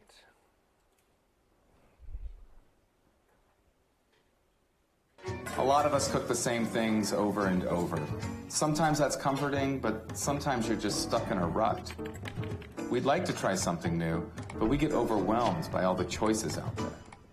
Flavor Print's changing how people cook by introducing a new way of discovering recipes. It looks at recipes based on flavor, not on ingredient or genre or type. And when you think about it, that's how we like the foods that we like. There have been algorithms to help people discover new music, new movies, but no one had figured out how to do that for food. What's really great about Flavor Print is that it allows people to both identify which flavors and dishes they love and use it to lead them to a new flavor. We designed the system so that each person has a flavor print and each recipe has a flavor print. Those two things together work on the site to show you, oh, I spike on spicy, I spike on nutty, so does this recipe, and I can tell that it's going to be for me. I open Flavor Print and it recommends a pick for dinner. I'm confident this is a recipe that my family and I will love. So I add the ingredients to a list and I'm on my way. All the spices. We broke down all flavors into 33 basic ones, which doesn't sound like a lot, but you can combine those into millions of different recipes. The Mark takes flavor science, which understands flavor in hundreds of dimensions, and simplifies it into an intuitive visual representation. We had a very close collaboration between our data scientists, the flavor scientists at McCormick, and the visual design team. What resulted was a flavor print that is visually stunning and very legible to customers. Just like a vegan mark or a kosher mark, Flavor Print will eventually become a recognizable symbol on packaging. Flavor Print to me demystifies what people love about those flavors and why they want to use them again. So this allows them to go in and try a new recipe based on ones that they've tried before and liked, and really delight their family with a new option. The algorithm gets smarter over time. The more you interact with the service, the more that the recommendations become tailored to you. We designed it so that it would be responsive, so that it could live across whatever device you have in your hand, whether that's your mobile phone that you're using in store so that you can pull up a recipe right then and there, or if you're in your kitchen and you're using your tablet, you have that recipe right on your countertop. Flavor Print puts the consumer completely in the center of everything that we do, which is to help consumers discover flavorful food. So the CIO is talking about flavorful food, not technology. So the technology being used to transform the business, as an example. And generating more sales for spices, McCormick spices. So there's a huge talent challenge to get the right people here. And Disney, for instance, interestingly, uses online and just-in-time training to build the skills of their staff, not chalk and talk. How important to you is to work for an organisation that's digitally enabled or digital leader? All of them include across all ages, especially younger ones, younger employees, of course. I'm satisfied with my organisation's current reaction to digital trends. So in the maturing organisations, there's strong satisfaction. And don't think you've got happy employees. You've got very dissatisfied employees if you are in this early stage. So you have a morale problem within your IT department, essentially, because IT is used solely to drive down cost, and IT budgets are constantly under pressure, and people have too many priorities. There are too many projects and nothing gets done, and it is a downward spiral of lack of credibility, lack of performance, lack of resources. And so really look at the difference. So there is the good, there's the so-so, and the bad, or the good, bad, and ugly. So the leaders, as you'd expect, are the IT and technology companies. And that's a big problem we have in Australia. We've got Atlassian, but we don't have many IT companies. The giants are American and NASDAQ listed, the Google, Facebooks of this world, and Netflix, and the ones that we use as examples all the time are American companies. So the technology companies, of course, use technology for innovation. The telco companies, very technology intensive. Entertainment and media, and then professional services. FSI stands for financial services industry. So in Australia, our banks are very big and can be very innovative in technology. Our banking is in fact more innovative than Europe and America in terms of our contactless payments systems. We've sort of in the United States and Europe, they're still signing things. Afterpay is Australian, so Afterpay is very innovative for millennials in terms of for payments. So we can be quite innovative in our financial services industry. And look, education is down the bottom, and healthcare, that's why I use healthcare in ITK 32 a lot. It's a huge laggard in digital transformation down here. Public sector, federal,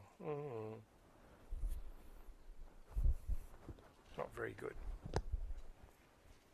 So risk becomes normal with those who have got the maturing attitude in technology, that they spark new ideas, they foster collaboration, they're willing to take risk.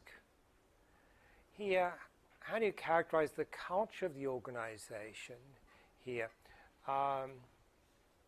Innovative compared to our competitors. That's the maturing one, and of course the early ones are not innovative. They're laggard. It's their strategy to be laggard. So you've got to tell the story to persuade.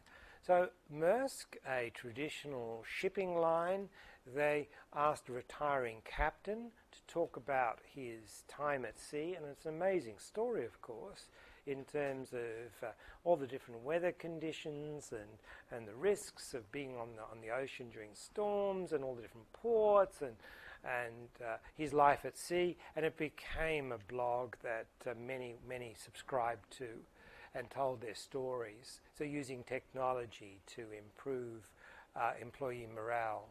So leading the digital transformation here. Our organization's leadership has sufficient skills and expertise to lead our organization's digital strategy. So here the senior management have got high capability in technology for maturing, and it's the senior management who are holding back the early organizations. It's the senior management who doesn't understand technology, according to the respondents. They don't see digital technology as a threat. Certainly, the maturing one sees it as an opportunity to differentiate their product, to improve their service. But interestingly, very few see it as a threat, but these guys should see it as a threat because it'll obsolete their delivery model. If the convention became that tertiary education is delivered online, what happens to this business model? Isn't that a threat? Shouldn't you feel threatened? But they don't. They've got their head in the sand because their culture is determined by their history.